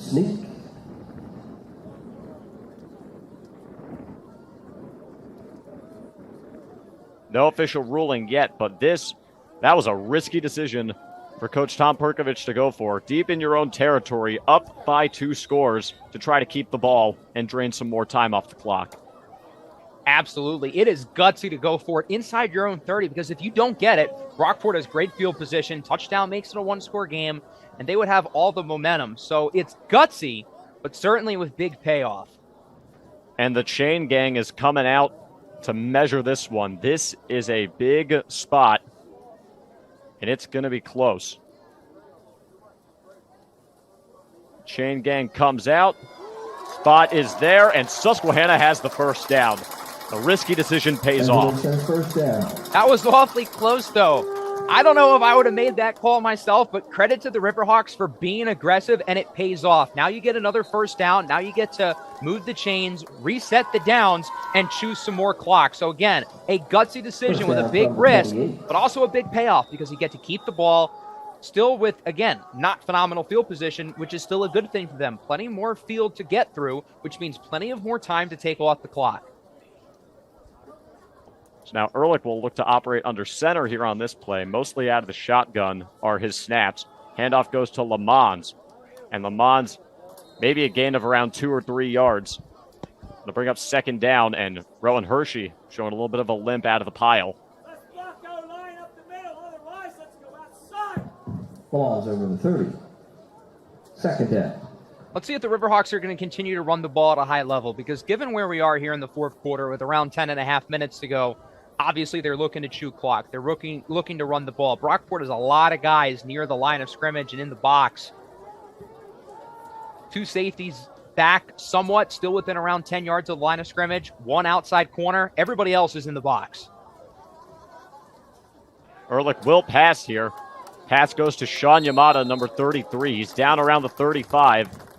It'll make it 3rd and around 3 yards to go. Yamada making his first catch of the afternoon. Haven't called his number much here on offense. And I like the decision to go for the play action pass there, because with the 8 defenders in the box, obviously Brockport is expecting a run. They're going to continue to expect a run for the rest of this drive. So I like faking them out a little bit, going for the pass, gets a solid gain, and now it's 3rd down. 3rd and 3. Le Mans to the left of Ehrlich. Howes to his right. Buchter out wide to his left. And in the slot, they got John Kredensky, number 10. Another stop needed.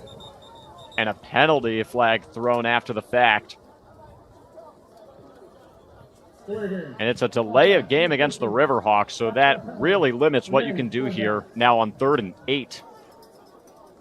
on third down, I think the defense is going to be prepared more for a passing play, so I wouldn't be all that surprised to see the Riverhawks still go with a rushing play. I don't think you're going to have 8 guys in the box on a third and somewhat long, and that looks to be the case. 2 corners on the outside, the 2 safeties somewhat deep, still with a lot of guys near the line of scrimmage, but certainly not as close as they've been on early downs.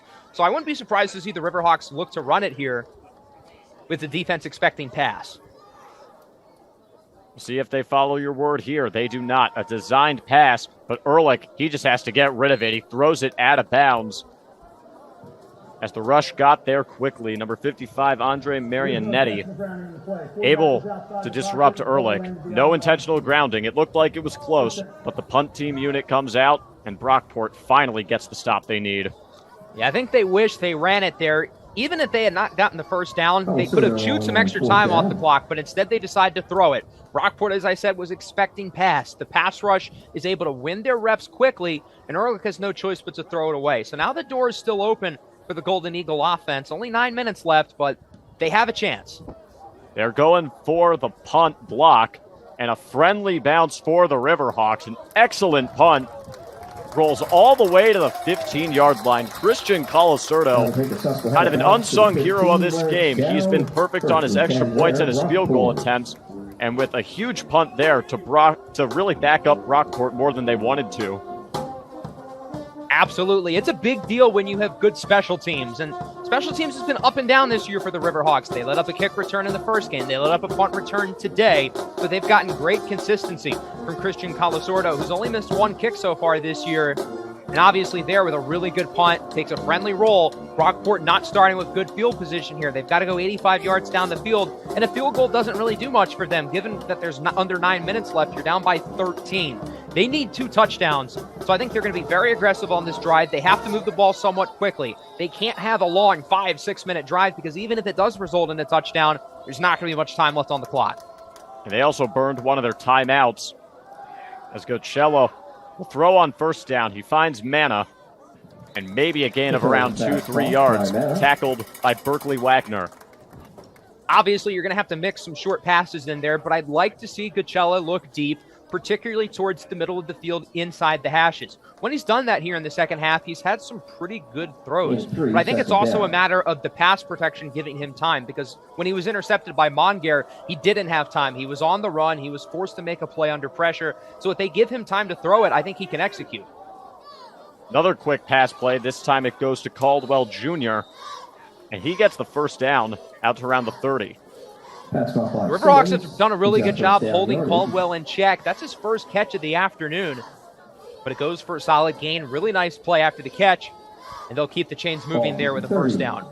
Yeah, and they got to go decently quick here, as you alluded to. Now under 8 minutes to go in this game.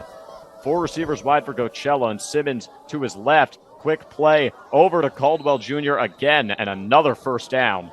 Gain of around 16 yards. I like that Gocello's getting rid of the ball pretty quickly, because again, when he has not been under pressure, he's made his best throws. He needs a clean pocket to execute. Not necessarily a similar player to Ehrlich in that sense, who is really good as an improviser, but Gocello, when he's had time to throw it, he's made some good passes, as we've seen on back-to-back plays. Now going for a deep ball here. Has his man, drops it right in the bucket of Daniel Mana. Big play results in another first down. Now inside the 30-yard line of the Riverhawks are the visitors. And again, great pass protection, quick throw. Those are the 2 keys for this drive here for Brockport. They've done an excellent job with it. Probably the best throw of the day from Gocello, with 2 defensive backs sort of in the area. Mana still has plenty of space to make the play, and as you said, places it perfectly in the bucket for a first down. And their offense looks really good on this drive. They're moving it quickly with strong chunk plays. Now a handoff goes to Simmons, and Simmons has to reverse his field. It gets blown up in the backfield, but he's able to get some positive gain out of it, only around 2 or 3 yards before being brought down by Brian Layton. And I actually like the decision to mix it up here, go with the run. The Riverhawks were expecting it, though. Garrett Carter was unable to bring him down, but he blew up the play there on first down, forcing Simmons off balance to where he's only able to get a couple of yards. And it looked like Jake Schulte's had him dead to rights for a loss of around 2 yards. So the fact that he was able to get any kind of positive gain out of it is a plus. Sluka in motion for the Golden Eagles. And Gocello tries to get the snap off, but we got a whistle And we got another timeout called by Brockport. They got to use their second of the half with 6:25 to go in the game. So they won't have many chances to stop the clock if they give it back to the Riverhawks. No, and that's why they've got to continue to move the ball down the field quickly. They've done a good job on this drive with chunk plays, but they still have to get things going quickly. And again, they have to get a touchdown on this drive. Field goal does nothing. Punting it, obviously, is out of the picture at this point. So they just have to continue to be aggressive here on offense. Even if it's a theoretically 4th and very long, they would have to go for it. But they can avoid a 4th down by continuing these consistent plays. They've thrown it really well on this drive. I said they needed to look inside the hashes. They haven't really done that. They're still looking for the outside, which is where Gocello clearly is most comfortable. And he's made some really good throws doing so. So I think you have the middle of the field to where you can operate, but also he's making some nice plays looking towards the sideline as well.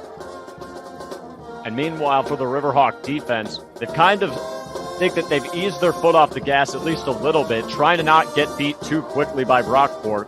Now I feel like you got to really put your foot back on the gas, maybe dial up some pressure here to make Gocello a little bit more uncomfortable. What do you say to that? Certainly.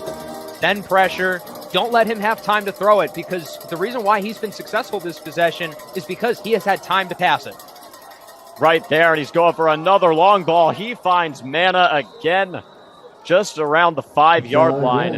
And the Golden Eagles are 5 yards away from making it a one-score game again. Look at all that space and time he has in the pocket. When he has time to throw it, he's able to go through his progressions, make nice throws. Another really impressive pass, looking towards the sidelines. The Riverhawks have to recognize throwing it towards the sideline is where he's most comfortable. So maybe sending an extra guy near that area probably wouldn't be a bad idea. Gocello will throw again to Simmons. Simmons gets away, he extends, and he is in. Touchdown, Brockport. Simmons for the second time today finds the end zone. 5:50 to go in the fourth, and they are an extra point away from making it a 6-point game. That's exactly what Brockport needed to do on that drive. Quick, chunk plays in the passing game. Textbook exactly what they wanted to do. They don't use too much time. There's still 6 minutes left, and they're only down by 1 possession. The Riverhawks got to get something going here with this next possession. They're probably going to primarily run the ball. They need to chew a lot of clock here. Their run game's been inconsistent today, but we know how dangerous this unit can be. Pickup kick is away, and the kick is good. So 27-21. Susquehanna with the biggest offensive drive upcoming thus far here in the early season. You can't be too conservative here, obviously, because there's still plenty of time for Brockport to work with despite the one timeout. And they're also going to be expecting the run as well. There were a few plays on that last drive where they stacked the box with 8 defenders. The Riverhawks have to be prepared for that. If you're running up the middle with 8 guys near the line of scrimmage, you're probably not going to get too many yards. So I wouldn't be surprised, especially on these first couple of plays, to not necessarily say that the Riverhawks are going to do something outlandish, but maybe try to get something going on the outside. Look for a guy like Rashawn Lamont, who is your home run hitter, to try to get something going. And I think if the Riverhawks start this drive with a 15, 20-yard run within the first play or two, I think they'll have some momentum back. They'll be back in a rhythm, and that would put them in a good position to chew some clock and try to close out this game. And obviously, points never hurt in this situation. Just a field goal would do the job and make it a 2-possession game again. Lamont's back deep alongside Morganroth and Sean Kane. So typically we see Kyle Howes in these situations. They've leaned away from him, at least for today. And for the most part, it's worked out pretty well, at least with Lamont.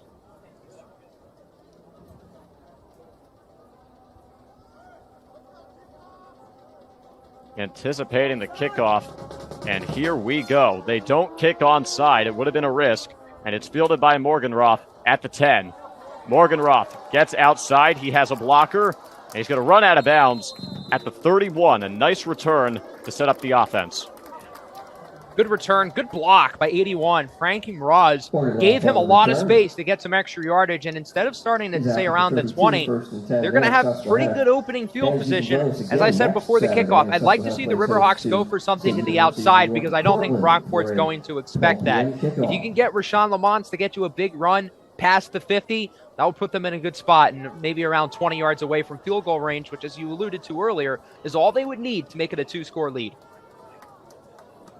They got Lamons back in the backfield with Ehrlich. Howes and Buchter are out wide. And in the slot, have Lamons. Gets maybe a yard. Not a whole lot there. Great play for the Brockport defense. Andre Marionetti, the one breaking it up. Yeah, and I think if we look at this drive here for Brockport, the question is, if their defense gets a stop, how much time are they going to get? If the Riverhawks can get a first down or two, they would probably use around 2 or 3 minutes of clock. So if Brockport can get the stop early, that'd be a really big deal, especially with them down to just one timeout.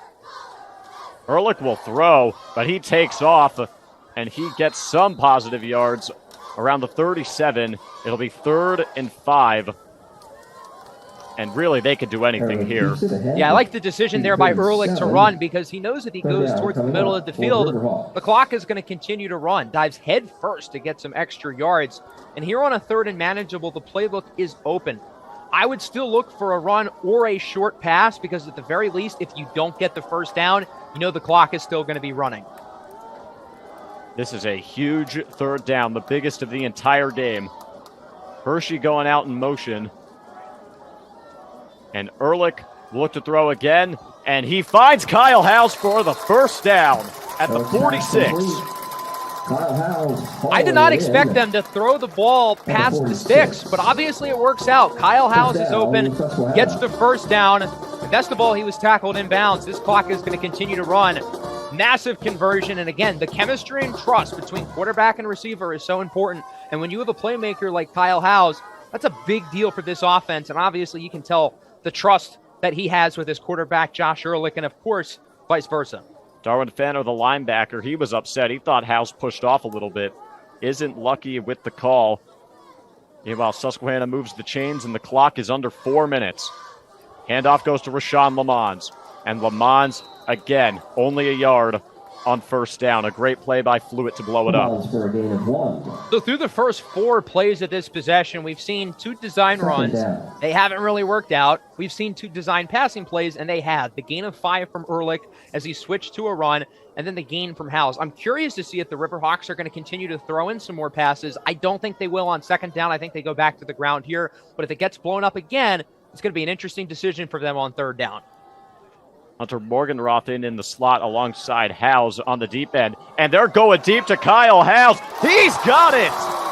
Down at the 17-yard line. Kyle Howes has 2 touchdowns today, but that might just be the biggest play of the game. It is the biggest play of the game because it puts them in the red zone up by 6. I'll be the first to say it. I didn't see that coming. But Josh Ehrlich recognizes that there's no safety back deep to stop Howes. He gets separation away from the cornerback, number 10 right. And once he's ahead, again, the trust with Ehrlich and Howes leads Ehrlich to delivering a massive throw. I think that is the biggest play of the game so far. And now that you're in Colasurdo's range, you have to imagine you dial back the intensity and go back to the ground game on these next 3 plays. But we'll see. Lamont gets the handoff and gets a nice gain out of it down at the 11. Maybe around 3 yards short of the first down. But there is a flag. Malik Kelly with the stop for Brockport. This is a big call upcoming here. By all indications, it looks like it's going to be against Susquehanna. Holding. 62 of the offense. 10-yard penalty from the previous stop. Remaining 4 seconds. And it is. Push them back 10 yards, make it 1st and 20. And now you're outside Colasurdo's range if you can't pick up the first down. Yeah, that's a killer. The one thing the Riverhawks had to avoid here was making any kind of major mistake, that being a turnover or a penalty. The holding pushes them back 10 yards. They're not quite in Colasurdo's range. I think they're only going to need a few yards to do so, but you felt a lot more confident when you had the ball inside the 20 that even if they don't get a first down, Colasurdo's going to make the kick and put them up by 2 scores. Grabowski now in the game at running back, and Ehrlich will throw, and it's way behind Grabowski, and that'll stop the clock as well. It's 2nd and 20 now. I don't like the decision to throw the ball there because even though Brockport only has 1 timeout left, they really have 2 with the 2-minute warning. So theoretically, if the Riverhawks don't get much on second or third down, there's not going to be much time used. The 2-minute warning and then their actual last timeout. They might not be in field goal range, and there's still going to be close to 2 minutes left on the clock. So I think throwing it there really could end up being a mistake. They go back to the ground with Grabowski, and it's a decent enough run. He's down around the 21, and Brockport will not use their timeout yet and instead let it go to the 2-minute warning. This is the 2-minute timeout. From here, it would be 39 yards for Christian Colasurdo if they can't move any closer. So what do the Riverhawks do here, Alex, to make the field goal more manageable for Colasurdo? Because really, that can end the game if they can get in his range, and he nails it. Yeah, if they score here or get a first down, the game is pretty much over. On one hand, you want to burn that timeout. That would be a really big deal. But if they run the ball and don't get much, they're not necessarily in comfortable field goal range. But if we look at it the other way, if they throw the ball, they can get a big gain out of it. Clearly put themselves in field goal range or get a first down to end the game. So I'm really not sure what they would do. If I was the staff, I would probably run the ball, make sure Brockport burns that last timeout, and try to get yourselves closer to field goal range. But it's risky because Brockport's run defense has been so good today, and I would imagine they're expecting a run on third down. They also don't really have to cover the end zone because I don't think the Riverhawks are going to be looking towards the end zone. Maybe have a safety or two back, but for the most part, have a lot of guys in the box, have your two corners probably out wide. But otherwise, they're going to be stacking the box, expecting the run. They got Tommy Grabowski in the game for this pivotal play. He's the biggest of any of Susquehanna's running backs because they're going to need a bruiser to pick up some tough yardage to make this potential field goal even more manageable for Colasurdo. And again, a first down can end the game outright. And they will throw. Ehrlich gets away. He's holding on. He doesn't want to throw. He makes multiple guys miss. He's still on his feet. And he finally goes down inside the 20. But a penalty flag on the play. And this might be coming back.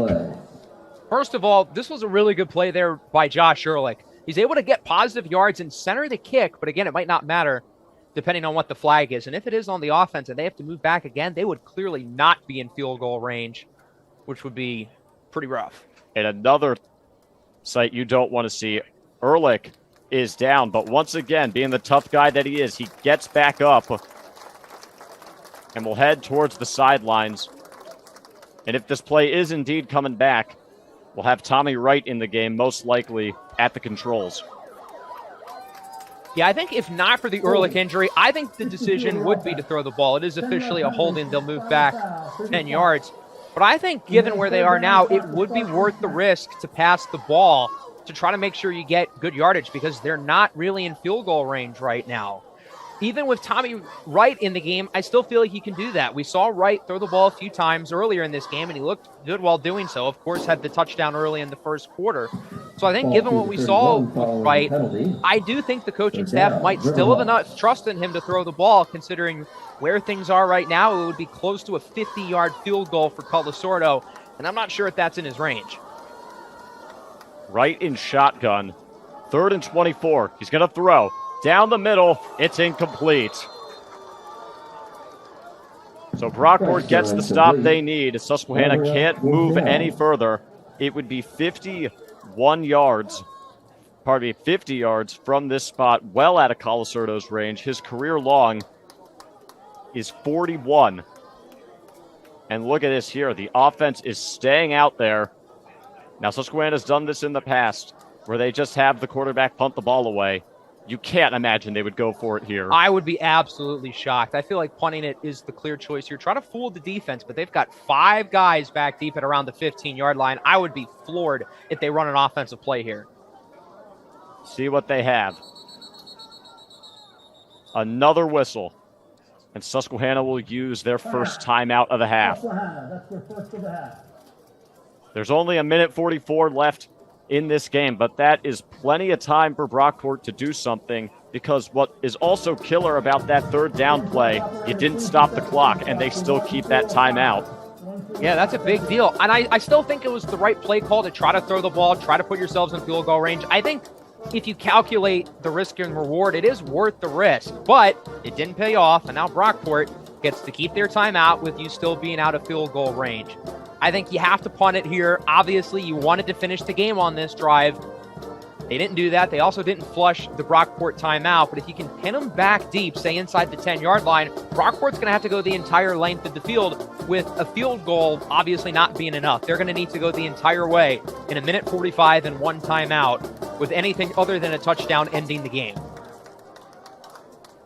So here comes Tommy Wright in the Riverhawk offense with 3 receivers wide and Grabowski to his left.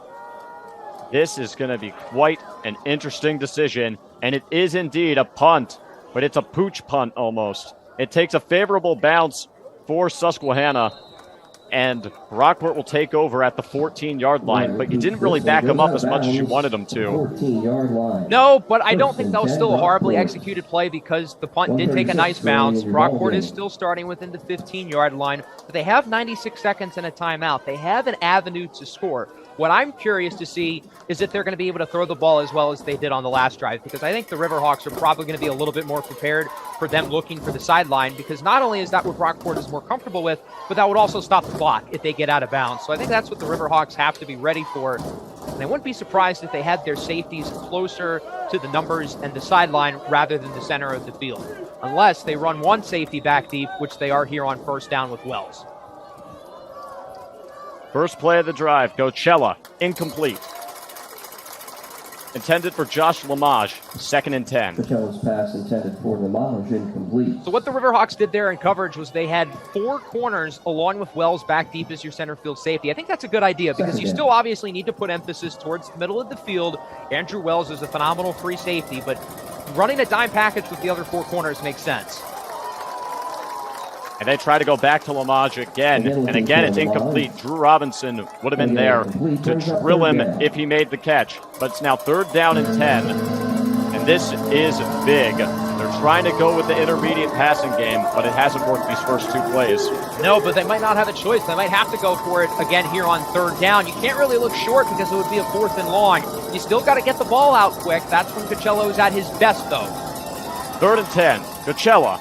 Way out of bounds, intended for Caldwell Jr. So 3 quick passes, 3 incompletions. It's 4th down and 10, and everyone's on the edge of their seats. Yeah, obviously you pretty much have to throw the ball at the very least near the sticks, if not well past it. The Riverhawks are going to be prepared for that, and now they can change their defensive alignment. They don't necessarily need to have their 4 cornerbacks all near the line of scrimmage, near the receivers in man coverage. The Riverhawks are getting closer to the line of scrimmage, it looks like, but I would imagine they're going to have a lot of these guys in zone coverage right near the first down marker, because that's exactly where Brockport's going to be looking. Play clock now at 7. From the 14, Coachella fires down the middle, and the pass is caught. It's caught by Nolan Sluka, a crucial catch to keep the drive alive. Susquehanna had 3 or 4 defensive backs sort of in the area, but they didn't have anybody there in front of Sluka to stop him towards the middle of the field. That was a great read by Gochella to keep the game alive. Takes the ball again, another quick completion, and fighting his way to past the first down marker. And again, quickly moving the change. It's Daniel Manna on the catch. 1 minute and 12 seconds to go, folks. Riverhawks are switching their personnel. They've now got 2 safeties in, being prepared for the potential deep pass. And another quick completion. Hard to beat, no, dropped. Brian Caldwell Jr. can't haul it in. 2nd and 10. And it's not necessarily the worst thing for Brockport that Caldwell dropped it. Sure, you'd rather the 5 yards, make it 2nd and more manageable, and you have a little bit more freedom in terms of how you can throw the ball. But had he caught it, there was not enough room for him to go out of bounds. So the clock would have continued to run unless they used that timeout. So him dropping it might have been the best thing that could have happened for the Golden Eagles. 2nd and 10, Coachella rolls out, and getting out of bounds is Caldwell Jr. this time. He gains around 6 to 7 yards. We're at 58 seconds now, folks. And now that it's 3rd and short, they don't necessarily have to look downfield. They almost lost the game because of those early incompletions to where they had to stretch the field. Obviously, it worked out. They got the conversion on 4th down to Sluka. But now on 3rd down, you can look short. You don't necessarily have to throw the ball beyond 5 or 10 yards. There is a lot of nervous stomachs all over the field today, but the fans are loud and the cowbells are ringing. 3rd down and 4. Coachella on a slant. He finds his guy. It's Sluka, but he lost the ball. It's recovered by the Riverhawks. It's Ben Fleming, and that will end the game.